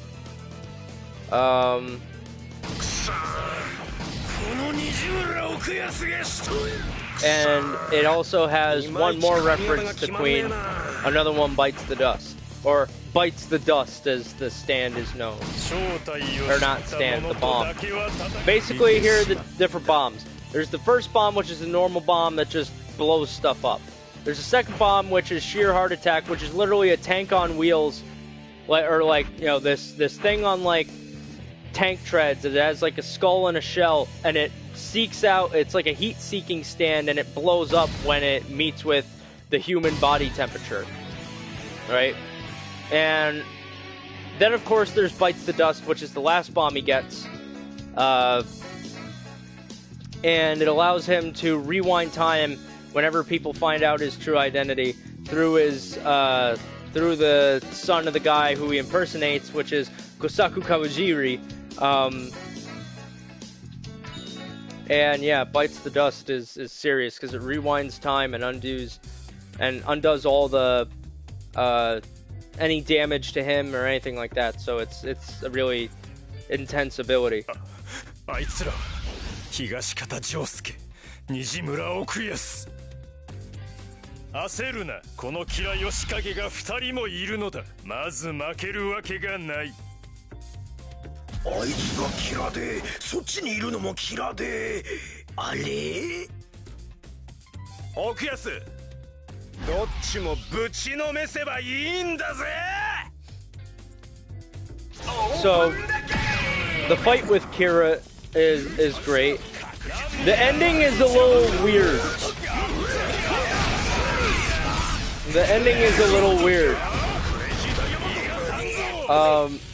So part 4 ends with this awesome fight between Josuke and Kira. And just as Josuke seemingly is about to lose, Okuyasu of course comes back, because what happens is this. Okay, Okuyasu gets down by Kira, and Josuke heals him and thinks he's dead. But then just as Josuke is at his breaking point and cannot fight against Kira, Okuyasu swoops in and is the best Joe bro. It just comes in and throws Kira's plans off entirely, gets rid of his air bombs, stuff like that, using the hand. And he says, like, it's that whole classic, like, light at the end of the tunnel, afterlife thing. And he sees his brother, and he asks his brother what he should do. And he says, Okuyasu, you need to make this decision yourself. And Okuyasu says, I don't think I'm done in Morio. I'm going back to Morio. And he thinks it's like a dream or something. And it's just this nice little wholesome moment.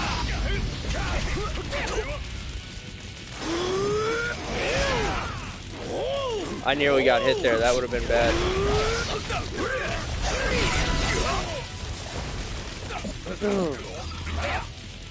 So,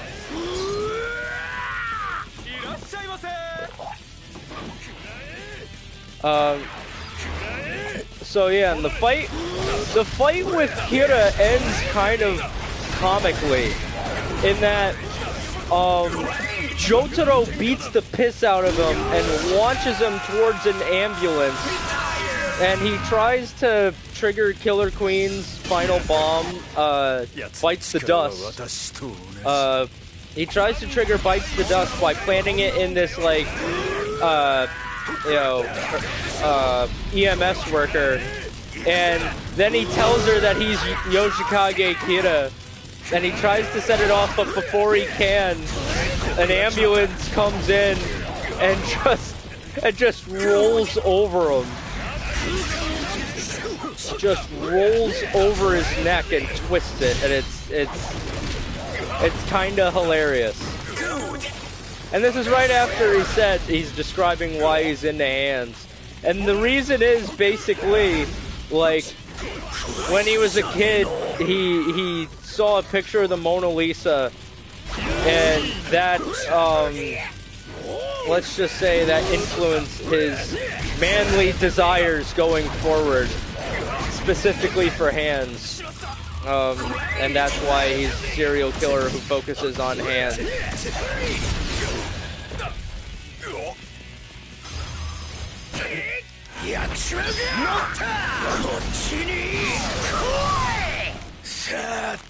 Oh man, part 4 is really weird, but it has some cool parts. Everything there is fun. Everything in part 4 is fun. It is the best.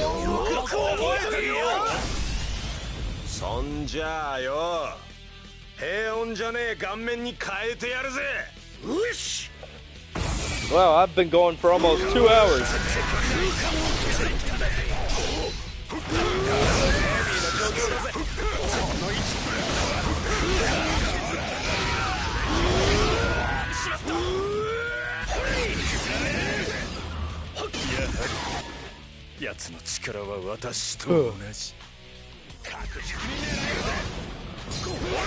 I'm hyped for part 6. I'm hyped for the part 6 anime. I'm still, like, of course we're all still waiting if you're a JoJo fan. It's just, wow. It is just crazy. The wait is kind of crazy, and it's kind of killing me slowly.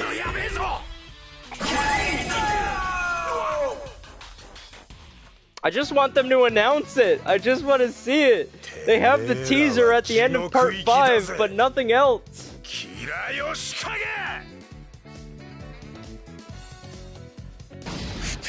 I just need something to let me know. To let me know they're working on it. I just need a taste. There's like supposed to be some JoJo event this like coming out like this year, like in spring or something.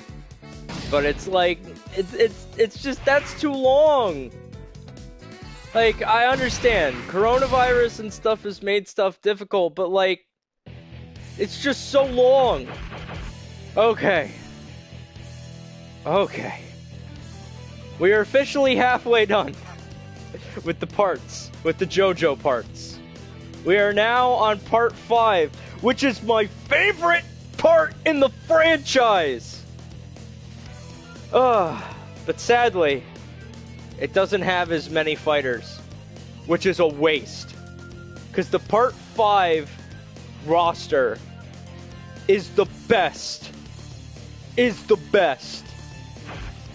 cannot be. It is the best.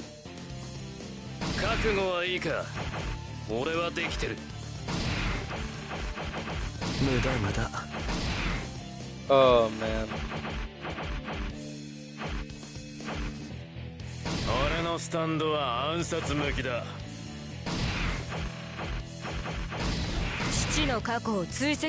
So of course I can't do any canon fights or anything like that. I could just go through this roster. But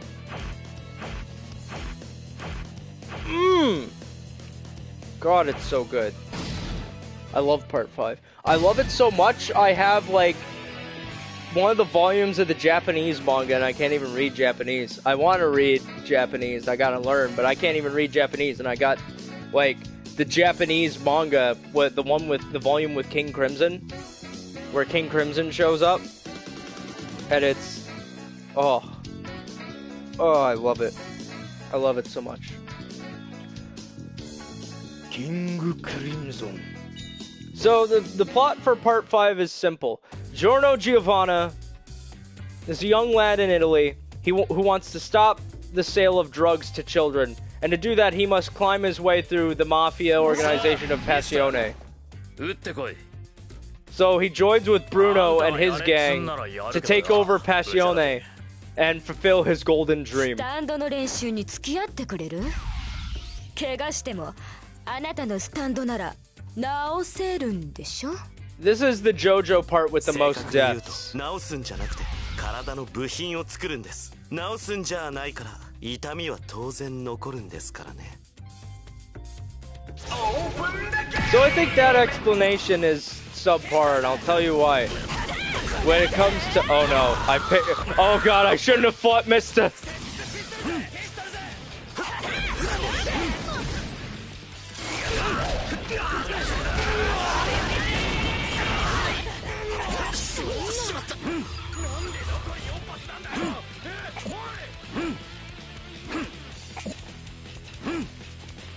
Oh, Grateful Dead. So this is, of course, this stage is a reference to my favorite fight, my favorite arc in JoJo, and that is, you know, Beach Boys and the Grateful Dead arc. Part 5 has the most deaths, especially of the main cast.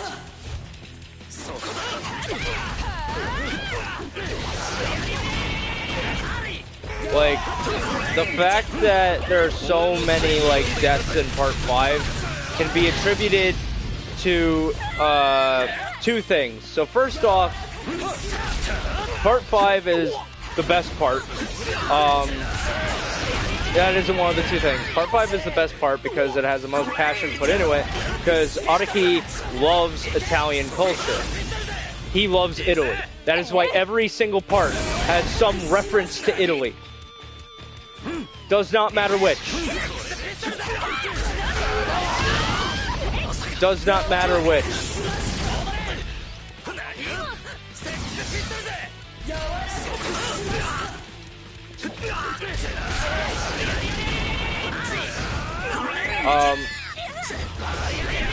But Part 5 takes place in Italy because it is Araki's favorite part, or favorite place.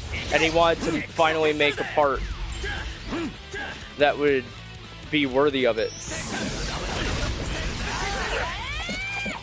Although this location kind of sucks, and I may have to stop.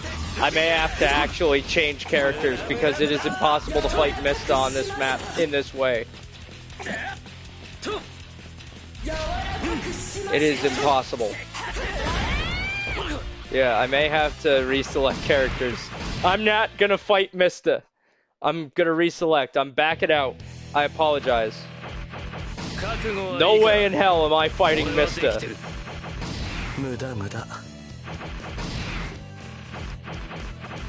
So I guess we'll go with Fugo and Narancia. Pardon me. Woo. Rough.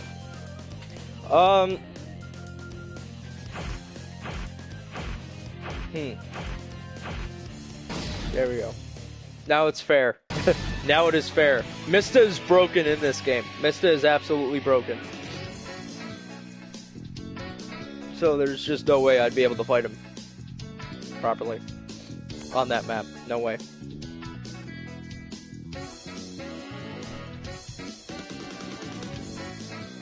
But yeah, Part 5, it's really good. The two reasons though why Part 5 is like the darkest part was because, and why so many people die in it, is because Araki wanted it to feel like the stakes were higher, because it's no longer just like fun adventure. It is like straight up, people will die and characters will die. We are playing for keeps, right? So when part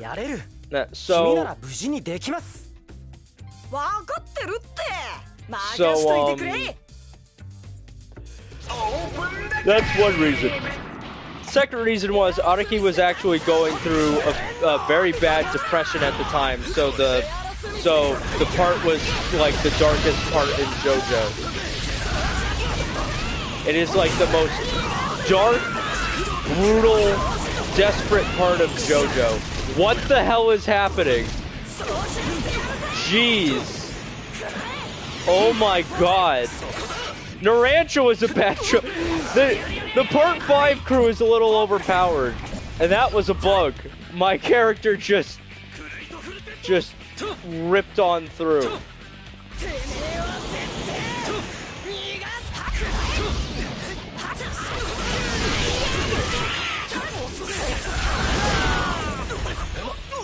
Oh my god. God, I hate this map. I love this map, but I hate it.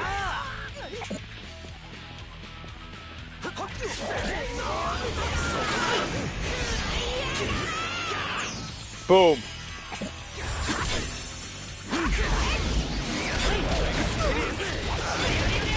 So, the Grateful Dead arc is my favorite in Part 5.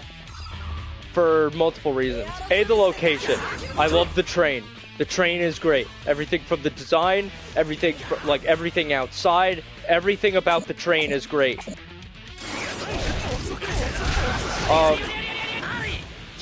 Second are the stands involved. The stands involved are the best. So first off, you have Sex Pistols, which is, of course, a great stand. It is one of the coolest stands ever. But then you also have my boy Bruno coming in. And Sticky Fingers is my favorite stand. Bruno is my favorite character. He is the best JoJo character ever. He should be the main character, not Giorno. And in some respects, he is.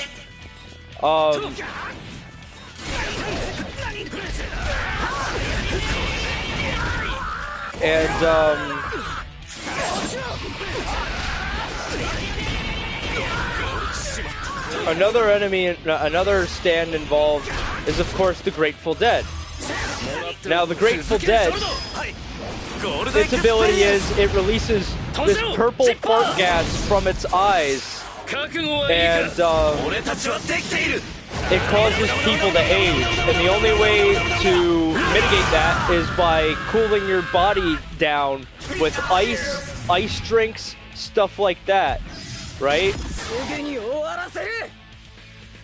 And then, oh yeah, and then you have, of course, Mamone over here. Or am I forgetting his name? I forget his name right now. But he's like, he is the friend, he is the ally of the Grateful Dead user. Prosciutto. And his stand is Beach Boy, and it's basically like a fishing rod. And when I first heard of it, I'm like, this stand's stupid. This character's stupid. It's not, there's nothing cool that can happen there. But it led to one of the coolest things, like one of the coolest fights and coolest moments in Part 5. And that is Sticky Fingers versus Beach Boy. And it just shows how awesome Bruno is and La Squadra is. So I think this game's cool, but it has one glaring problem. La Squadra isn't in it. La Squadra is the coolest thing about Part 5, and the fact that none of them are playable is disgusting. It drives me nuts. You have Shigechi. Who is like kind of a loser, not gonna lie. I don't even like his stand that much. You have Shigechi, but you don't have Risotto, you don't have Ghiaccio, and you don't have what would be one more good one for a fighting thing?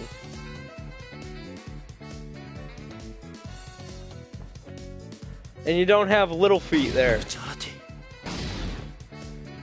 They don't have like 3 stands that would be great in this game. Or 3 characters rather, and it's just disappointing. It is just really disappointing. La Squadra is really awesome. La Squadra is the best. It's one of my favorite parts about Part 5.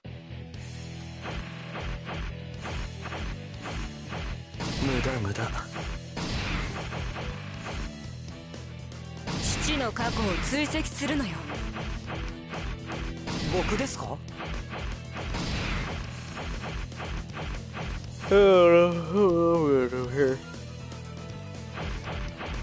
父の過去を追跡するのよ。 Oh no, I chose. Let me try that again. Let me try that again. 俺のスタンドは暗殺向きだ。 You know, I won't play as Giorno just yet. I'll play as him. 暗殺向きだ。 Plays Mista. Giorno is my buddy. 僕ですか？父の過去を追跡するのよ。 So Fugo has another one of my favorite stands. And that stand is, of course, Purple Haze. It is a Jimi Hendrix song reference. It has a virus that eats your flesh. It is just cool, pure chaos, and it only shows up for one fight. It really doesn't do much. It only shows up for one fight, really. I mean, I think it gets used again, but it's not, like, you know, focused on. It's kind of a waste. Fugo, like, Purple Haze is really cool.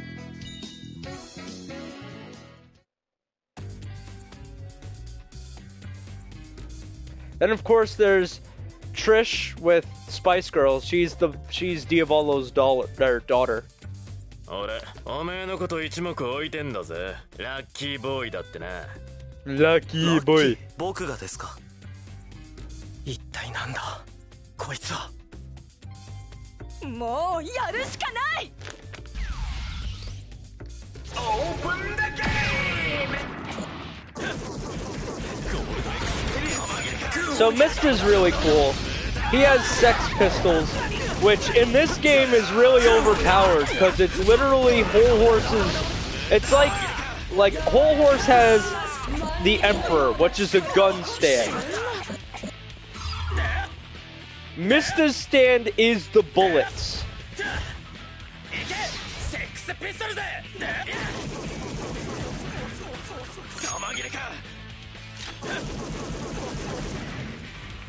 Like, look at that.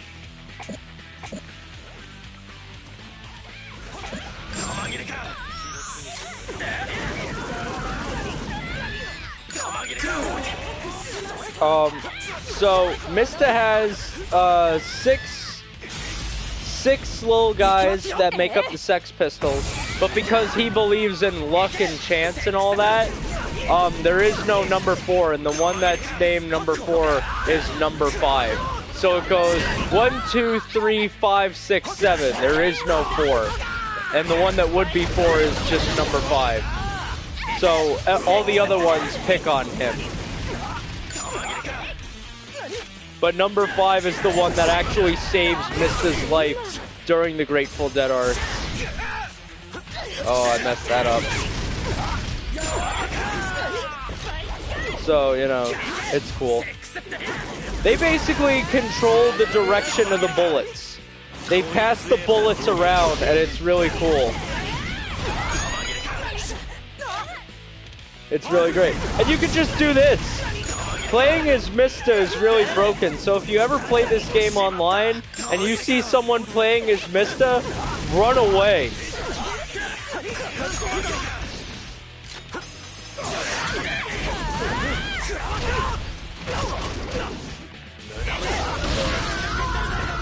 Because they will destroy you.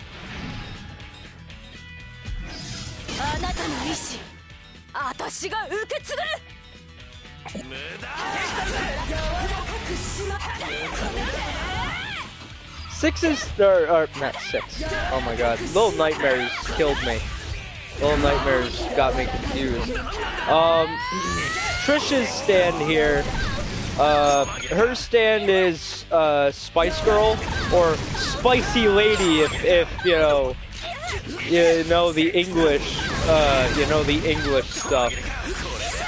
Her stand basically just turns things soft, but her whole process of gaining her stand is really cool because like she needs to like accept her true self, because like her stand represents her true self and she needs to like accept it, and it's like this sassy like stuff and it's great.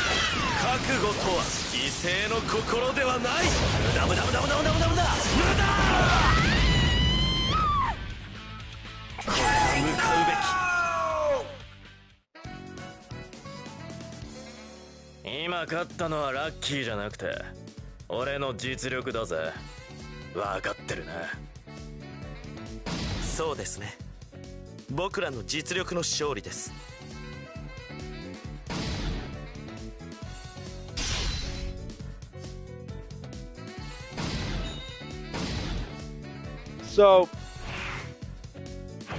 yeah, but it's part 5 is just really cool, and I don't, you know, I just can't really say much other than it's just really cool.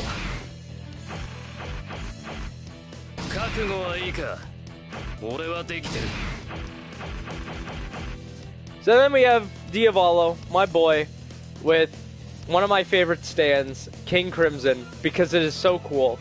And the one that everyone claims, I don't know how it works. Ariki's stupid, I don't know how this works. When it's literally the simplest thing, and if you can't grasp it, then I genuinely hope you get a refund on your taxes from public school, or, you know, refund that private school or whatever you went to.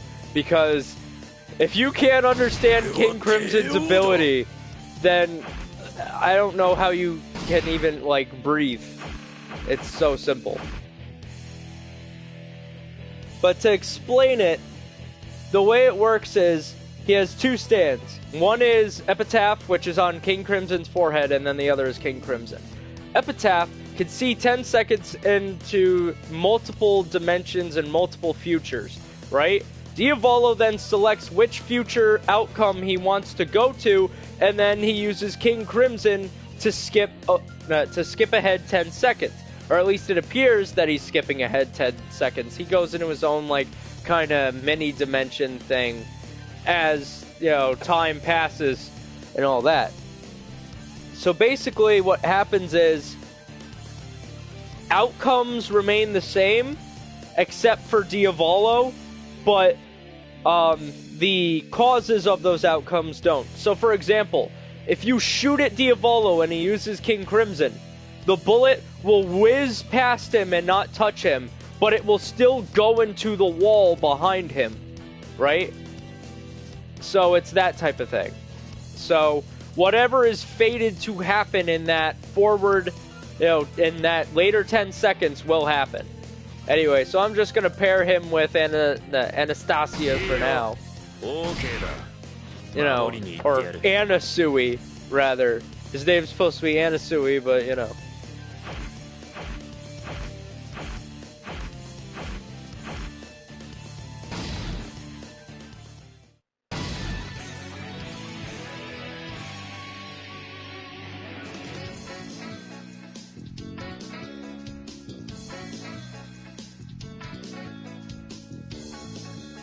So Diavolo actually kills Bruno earlier on, but Giorno gives his body life, and Bruno is able to possess his body for a little while longer, but it's still rotting and deteriorating away, and then it leads to a very sad scene where he leaves, and it's rough. It's rough, but it's good. I'm also not going to spoil who else dies. Bruno, it's not as much of a spoiler, because, you know, it happens midway through the series. But, like, there are 3 members total of the Part 5 crew who died.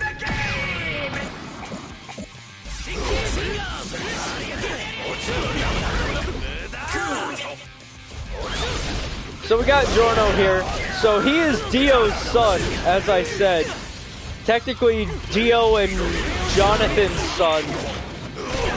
So he has 2 dads and a mom because, you know, 2 bodies make up his one dad. So, explain that one. So the cool thing with Giorno is he has like the criminal intelligence of his father, and kind of like he's kind of like a bad guy with the gangster stuff, but he has noble ambitions like Jonathan. So he will, like, so in other words, he'll steal a couple bucks from a tourist, but he'll use that money to buy a kid an ice cream. That type of thing. He'll kill people and join a criminal organization, but he'll do it so that people aren't selling drugs to kids anymore. So his reasons for doing things are noble and just. Yo, if I do this. He lit down. There's Golden Experience Requiem. It's what happens when you jab a stand with a Requiem arrow. They get more abilities. Oh God.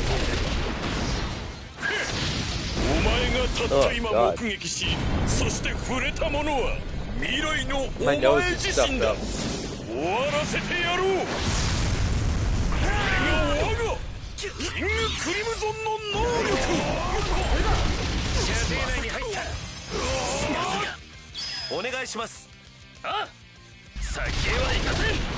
So Golden Experience Requiem is pretty nuts.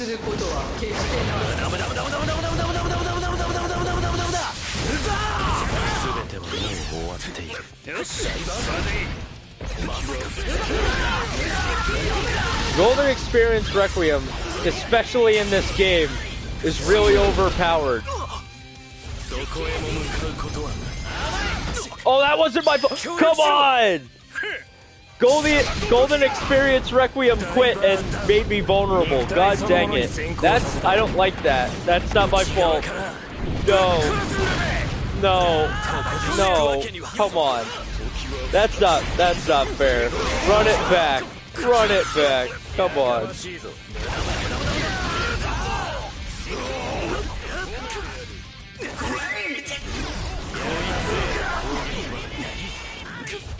You get absolutely destroyed.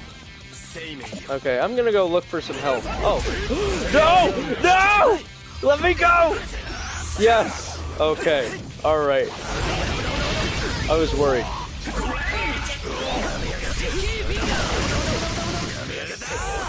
So, Golden Experience is literally just a Jesus stand. I'm gonna tell you right now, Giorno is a reference to Jesus. He is supposed to be a Messiah figure. He is supposed to have otherworldly abilities, literally born from a guy named God. Because Dio means God. It is like meaning God.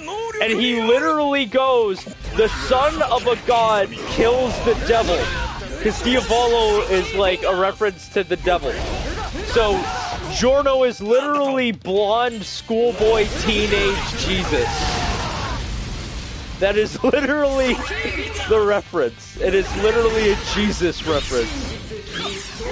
Which is the first of 2 times Jesus will be in JoJo.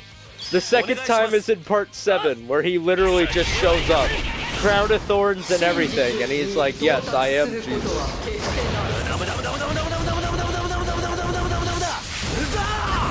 Oh yeah.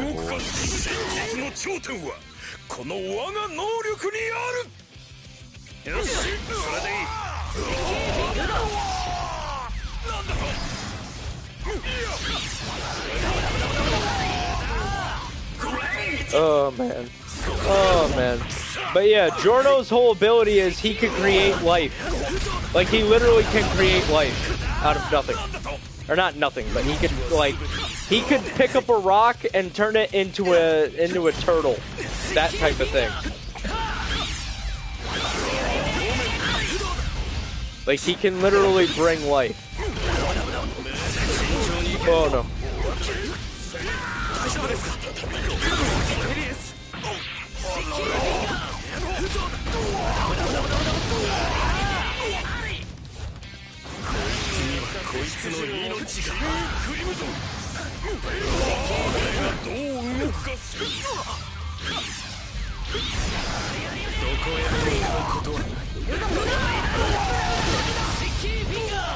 Oh man.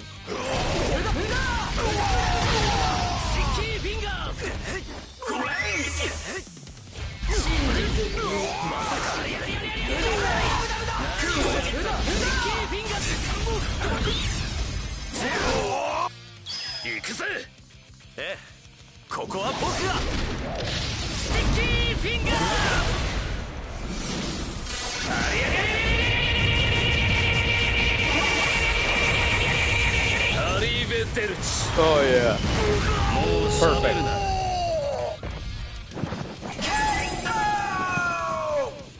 It's not canon, but it's perfect. 全ては元に戻る。ブチャラティ、あんたの体は。 So yeah, that's JoJo Part 5. Now we're going into Part 6. I don't know as much about Part 6 as I do the other parts, of course, because, you know, America. But this part is given a bit of an unfair treatment, in my opinion. So where should we start?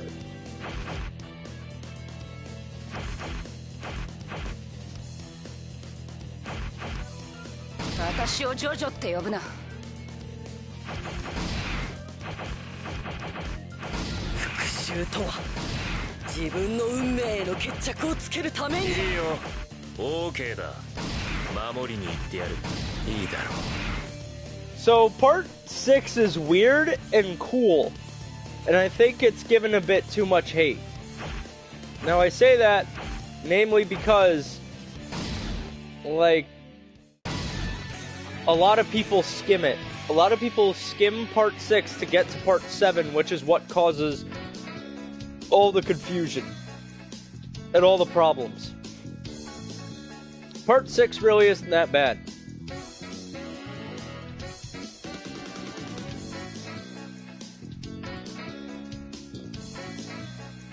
So, the basic plot of Part 6 is Jolene Cujo is in prison for a murder she didn't commit.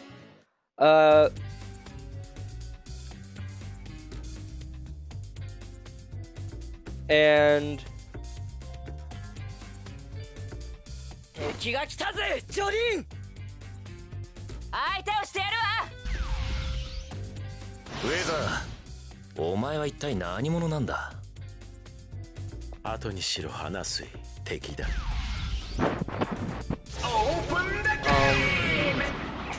So basically, Jolene Cujo is in prison in Florida, and she has to fight all the sons of Dio, all the bad sons of Dio, and Enrico Pucci, who is Dio's boy toy from Florida. So, and stop him from achieving the heaven plan.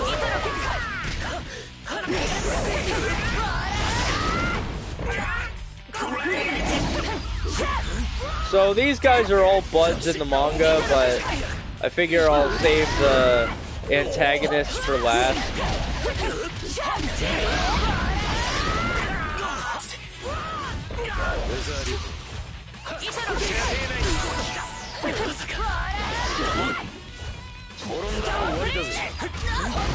Oh no.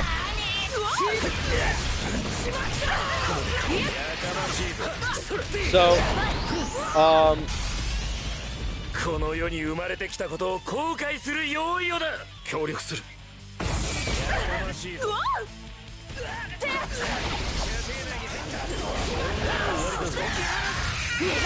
まさか私たちがぶちのめシールだって何よこれ。ほらほら、さっさとやっちゃいなって。Gotta mash. やってやろうよ。So the deal with the one guy there, Weather Report, he is the brother of Enrico Pucci. Now, he looks white, Enrico looks black. Believe it or not, Enrico is just very, very tan.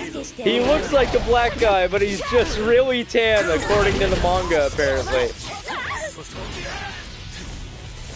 Can't blame people for getting confused with that.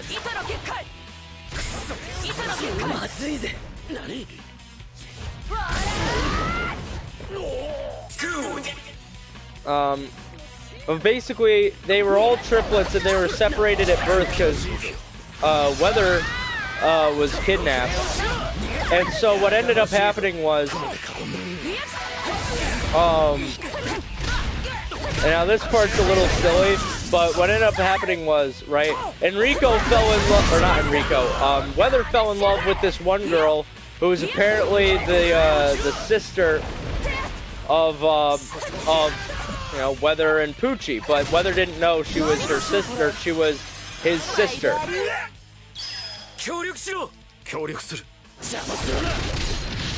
Weather didn't know she was his sister. So Enrico hires this PI to split them up, and the PI's like, alright, but he sees that, oh, Goo Goo Dolls, no. Uh-oh, there's a problem. I have now lost my ability to attack. This is a problem. Because I'm very small. This is from Volume 1 and 2 of Part 6. This happened.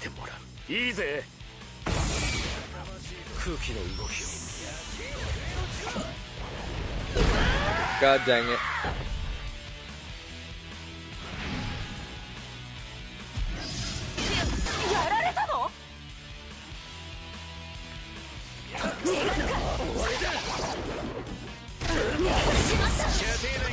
This is gonna be a bit rough.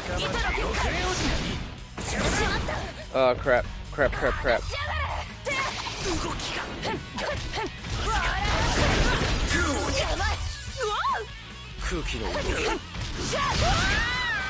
This is unfair. Another reason why this game is not as good as All-Star Battle.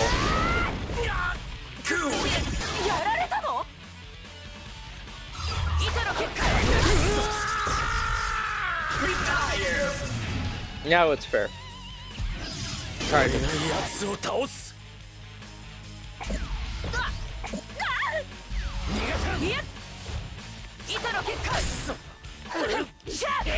Really? Oh,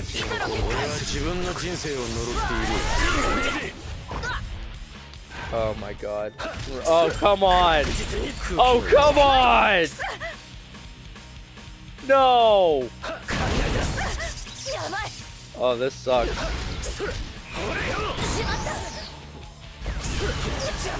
Oh god. I hate you, Weather. When you're not fighting for me, it's not fair. Oh god. The matchup though.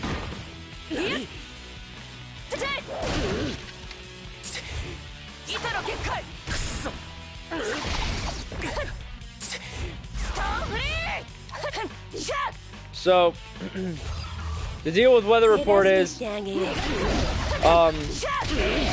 the PI that Poochie hired follows them, and he sees that Weather's stepdad is black, and thinks that even though Weather is clearly white, and not at all mixed race, he's like, oh god, he's part black, so I need to send in my KKK buddies to kill him.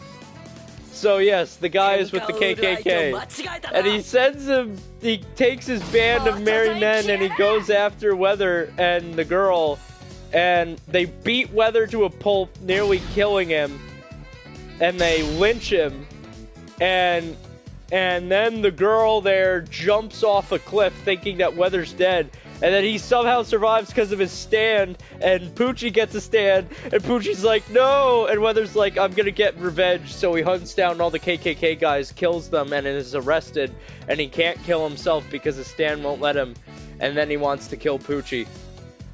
So yeah, that is the backstory of Weather. What's all reported? So part 6 has a bit of a different ending. All of the characters die. All of them die.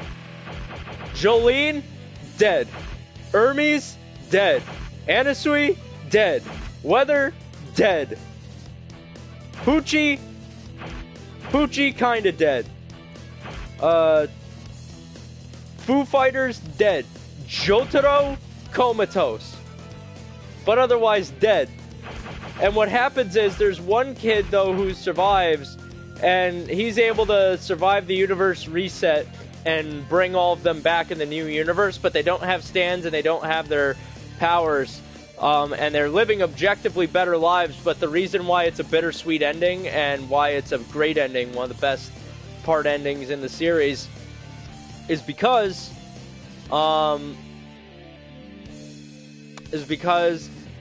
it's bittersweet. You're happy to see all these characters have better lives, but it's not those characters. It's not the ones that you had been following, and you know it's not really them. It's a different version of them. So the ones that you connected to are dead and gone forever. Even though in this new universe, these new versions of them are living objectively better lives, it's still sad because they're not really, because they're different versions. They're not the ones you care about. So, with that depressing little tidbit, now I have the overpowered character. And because you can't use two Poochies, I'm just going to use the most powerful Poochie. And I'm going to use Dio's Part 6 attire, even though he was dead.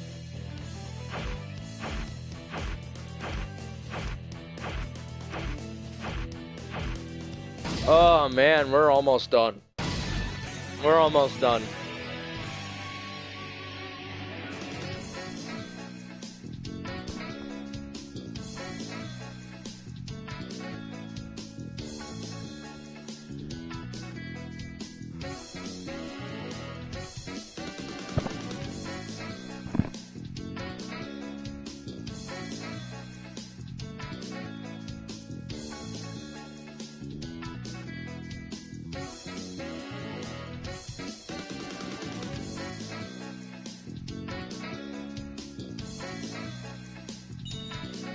I wish All-Star Battle was ported to the PS4.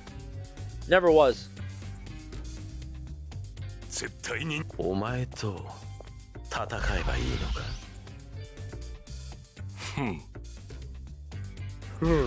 That's it. That's all he says.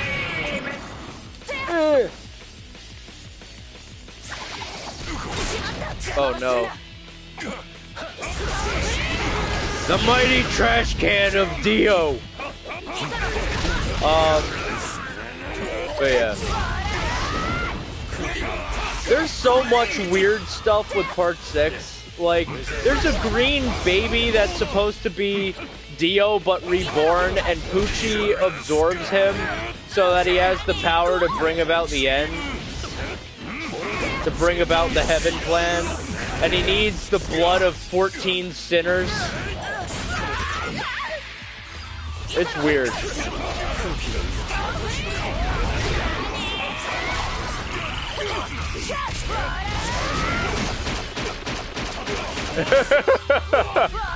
That sound effect. Oh man.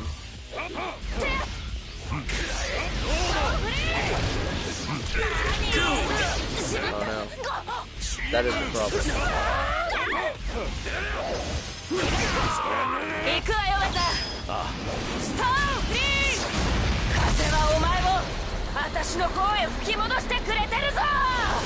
So yeah, like JoJo Part 6 is really good. Some people, again, just arbitrarily hate it because it's popular to hate, because some idiots just didn't read thoroughly enough and didn't understand, and they were like, oh well.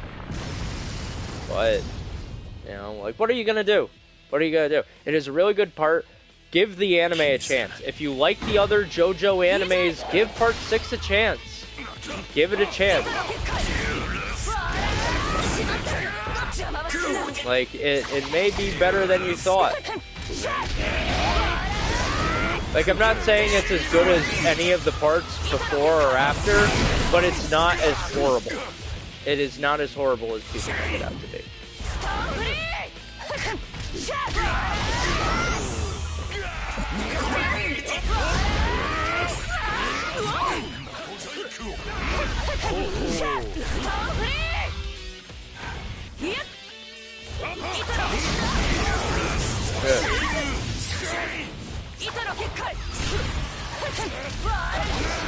Boom, got him.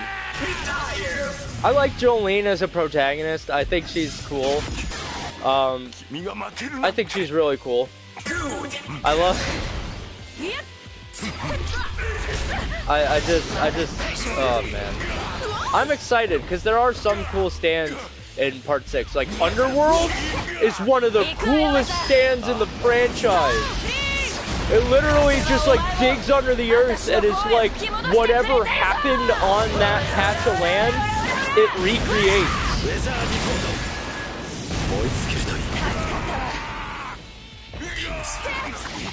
Oh man, I love it. I love this game. Oh man, I've been going on a long time though. I have been going on a long time. This is taking longer than I thought, to be quite honest.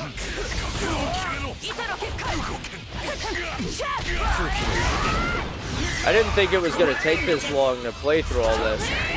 There are a lot of characters.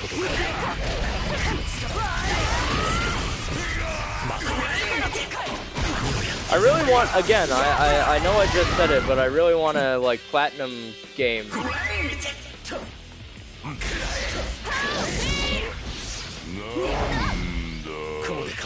Oh no, he turned me into him.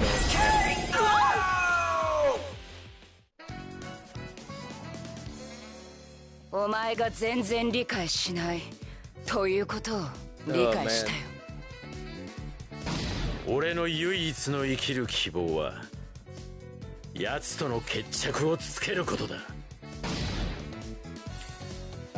I think that the best thing for JoJo in video games would be a platinum game. Like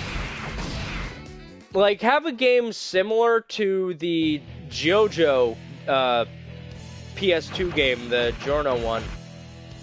Have something similar to that.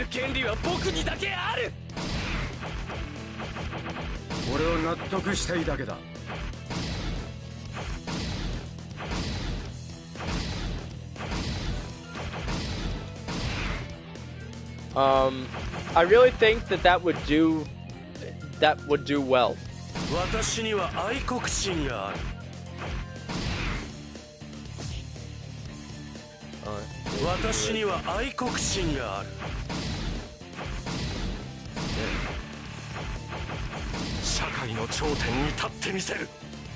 So, now we get to Part 7, which is my home country of America's favorite. Part 7 is an American favorite, maybe because it takes place in the West, but also just overall Part 7 is a really great JoJo. It is really good, and I almost wish that Viz Media would publish the Steel Ball Run universe mangas separately. Like, because, let's face it, it's really slow right now for JoJo content. Like, the manga is still in Part 4. The manga is still at Part 4, and it's 2021. It's gonna be a long time until we see Part 7 at this rate. So at least, because Part 7 is a different universe of JoJo, I think that they should make that a separate manga being published. That is purely my opinion, but I think that would be best. Just so that, you know, JoJo fans have something other than just Part 4 to work with. Like, Part 7 is a separate universe anyway, so... So, this is why I don't like this stage. This stage is the worst stage in my opinion, and I never play it. Because of the dinosaurs. And of course I'm playing as Johnny, so this is a problem.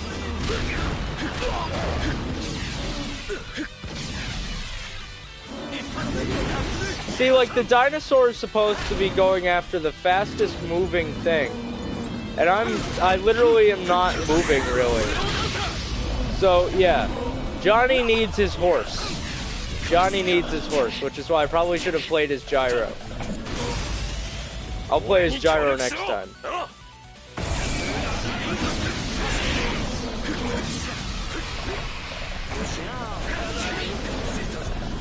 Or not. I may have a better idea.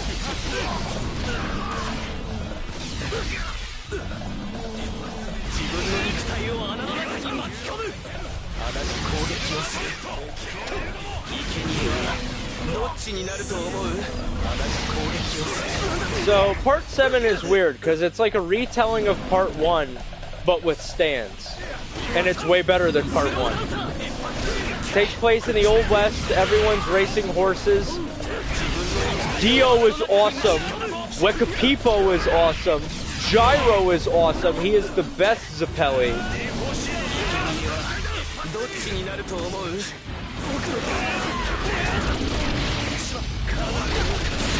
Oh no. Johnny's alright, but most people I think read for Gyro. I think Gyro is definitely the face of part 7.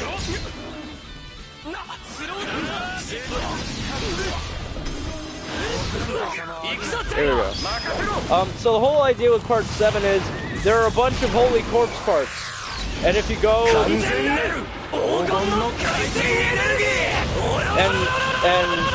the president wants all the corpse parts so that he can protect America against any threat, and that any misfortune that would happen to America happens to another country, because that's how they work. Johnny is just like, I just want my legs back. I just want to walk. I just want to be able to walk again. And Gyro's like, well, there's this thing called the spin. It's like Hamon, but cooler. And if you learn it, you'll be able to walk. And he's like, okay. So it's like, Johnny's on his selfish adventure. Gyro is... Where is Dio? Oh, there he is. He blends in with the thing.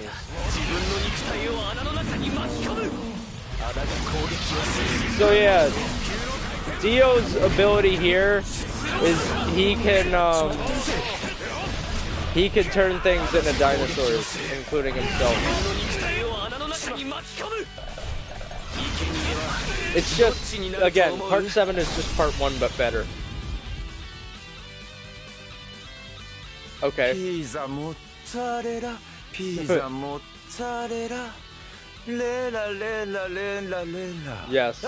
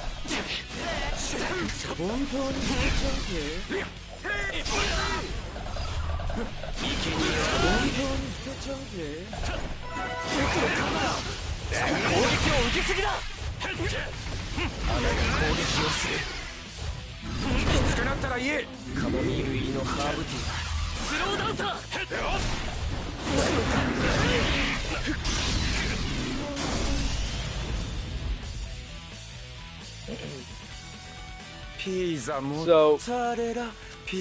yeah, Johnny just wants to walk again, and he doesn't really care about anything else. He's just kind of a one-track mind type guy.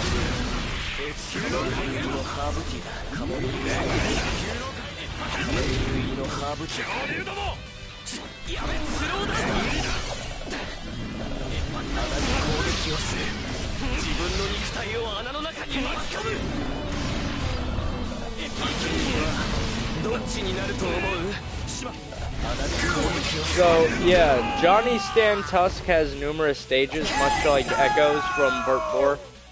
But, oh, no. But, it's different.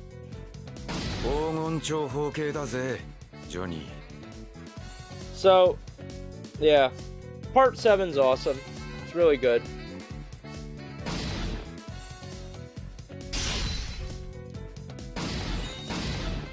But it's time.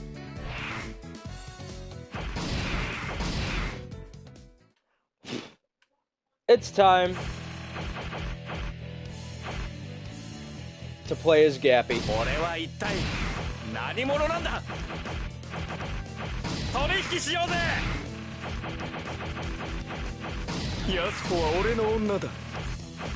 私には愛国 It 心 is が。 time for JoJo. JoJo is the current part of JoJo. At the time this game was released, it wasn't complete, so you know.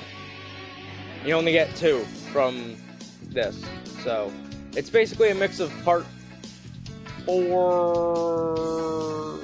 No, it's just a retelling of part 4, to be quite honest.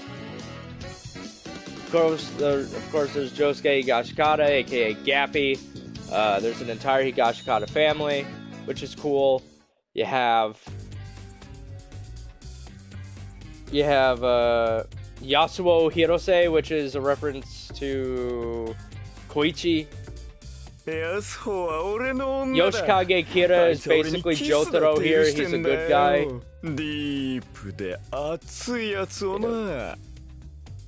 No. こいつ今のアホみたいなセリフは天然で言ってるのか。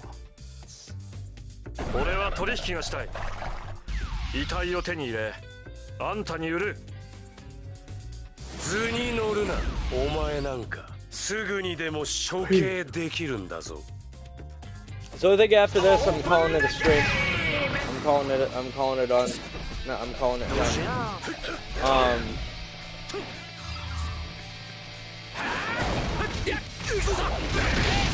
And then maybe next time I'll just like do random fantasy matches.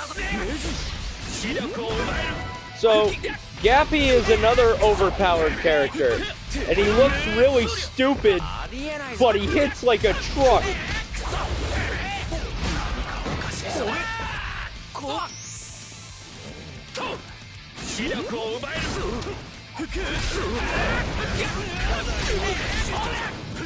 So basically his stand, soft and wet, can take anything from you.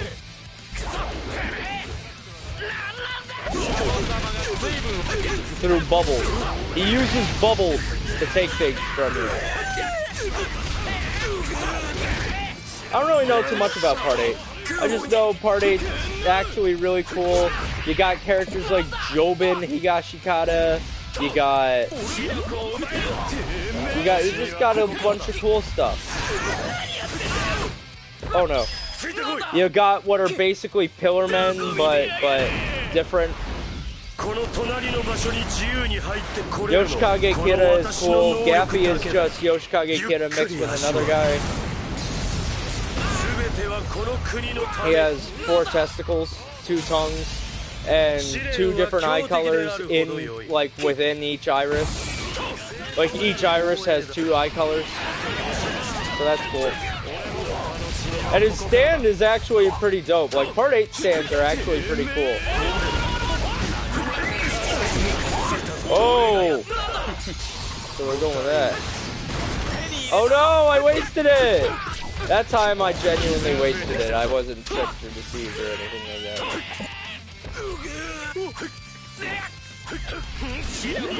Yeah. Hopefully you get another one.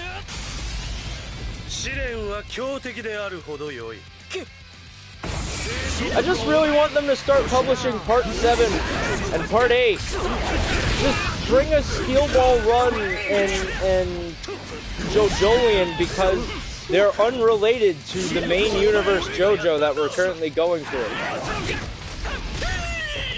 Like, just start with Steel Ball Run, and then, at least so we could get to JoJolian before it's, before it's a decade old. You know what I mean?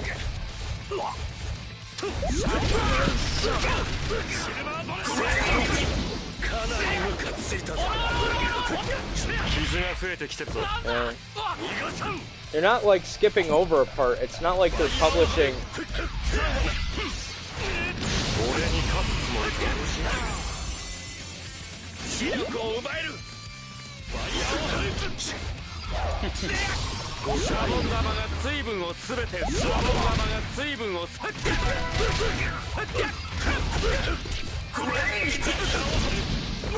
Oh no.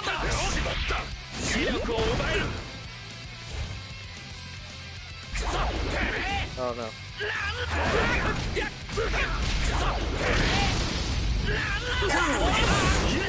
Oh no.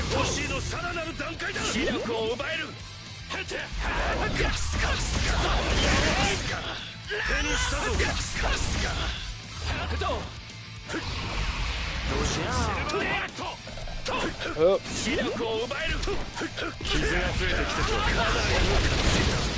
Oh no, that's probably.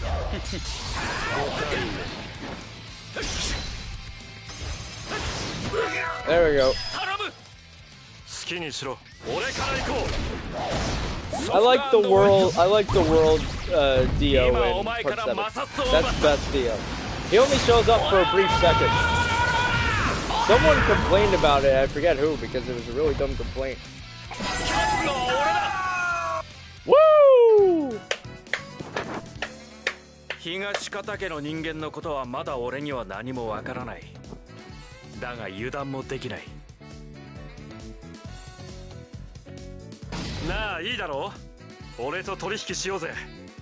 俺にマンハッタン島をくれ。Awesome. So, with that, that is the end of JoJo's bizarre live stream. Dang it, I screwed it up. JoJo's bizarre live stream. That is the end. We have succeeded. We have succeeded. I've played as every single character. I've played through every single character. All of the protagonists. Talked about JoJo itself as a series. Talked about various different topics within the series. There's just so much here. Please check out JoJo. Please support the the manga, the anime, Araki. You know, support this Twitch channel if you like it. Support the YouTube channel. I'll be uploading more archives on there. I'm going to be having one done soon. I mean, it's a bit difficult to get everything all squared away, but I'm doing that. If you would like to donate, I do have a PayPal you could donate to that is linked in the About Me section on my Twitch. Also, it is linked on my YouTube. So, if you would like to donate, that would be awesome. You do not have to, as donating is just purely for, you know, me being able to put more into the streams. I mean, of course, you know, I would like to be able to make a living off of it, but for right now, it'd just mostly be about buying more games to play on stream, about purchasing different equipment, different reading material that I could research and reference, just different things for the stream, and, you know, just whatever. Also, just, you know, if you want to show appreciation, it's purely optional. This is free content. I'm not going to have any, like, you know, requirements, you know, or anything, because I don't really like that. I don't think that's, you know, whatever. But, alright. All that being said, I hope you enjoyed the stream if you were here to watch it, or if you're watching it archived, I hope you enjoy the archive. And I am going to see you later. Bye-bye.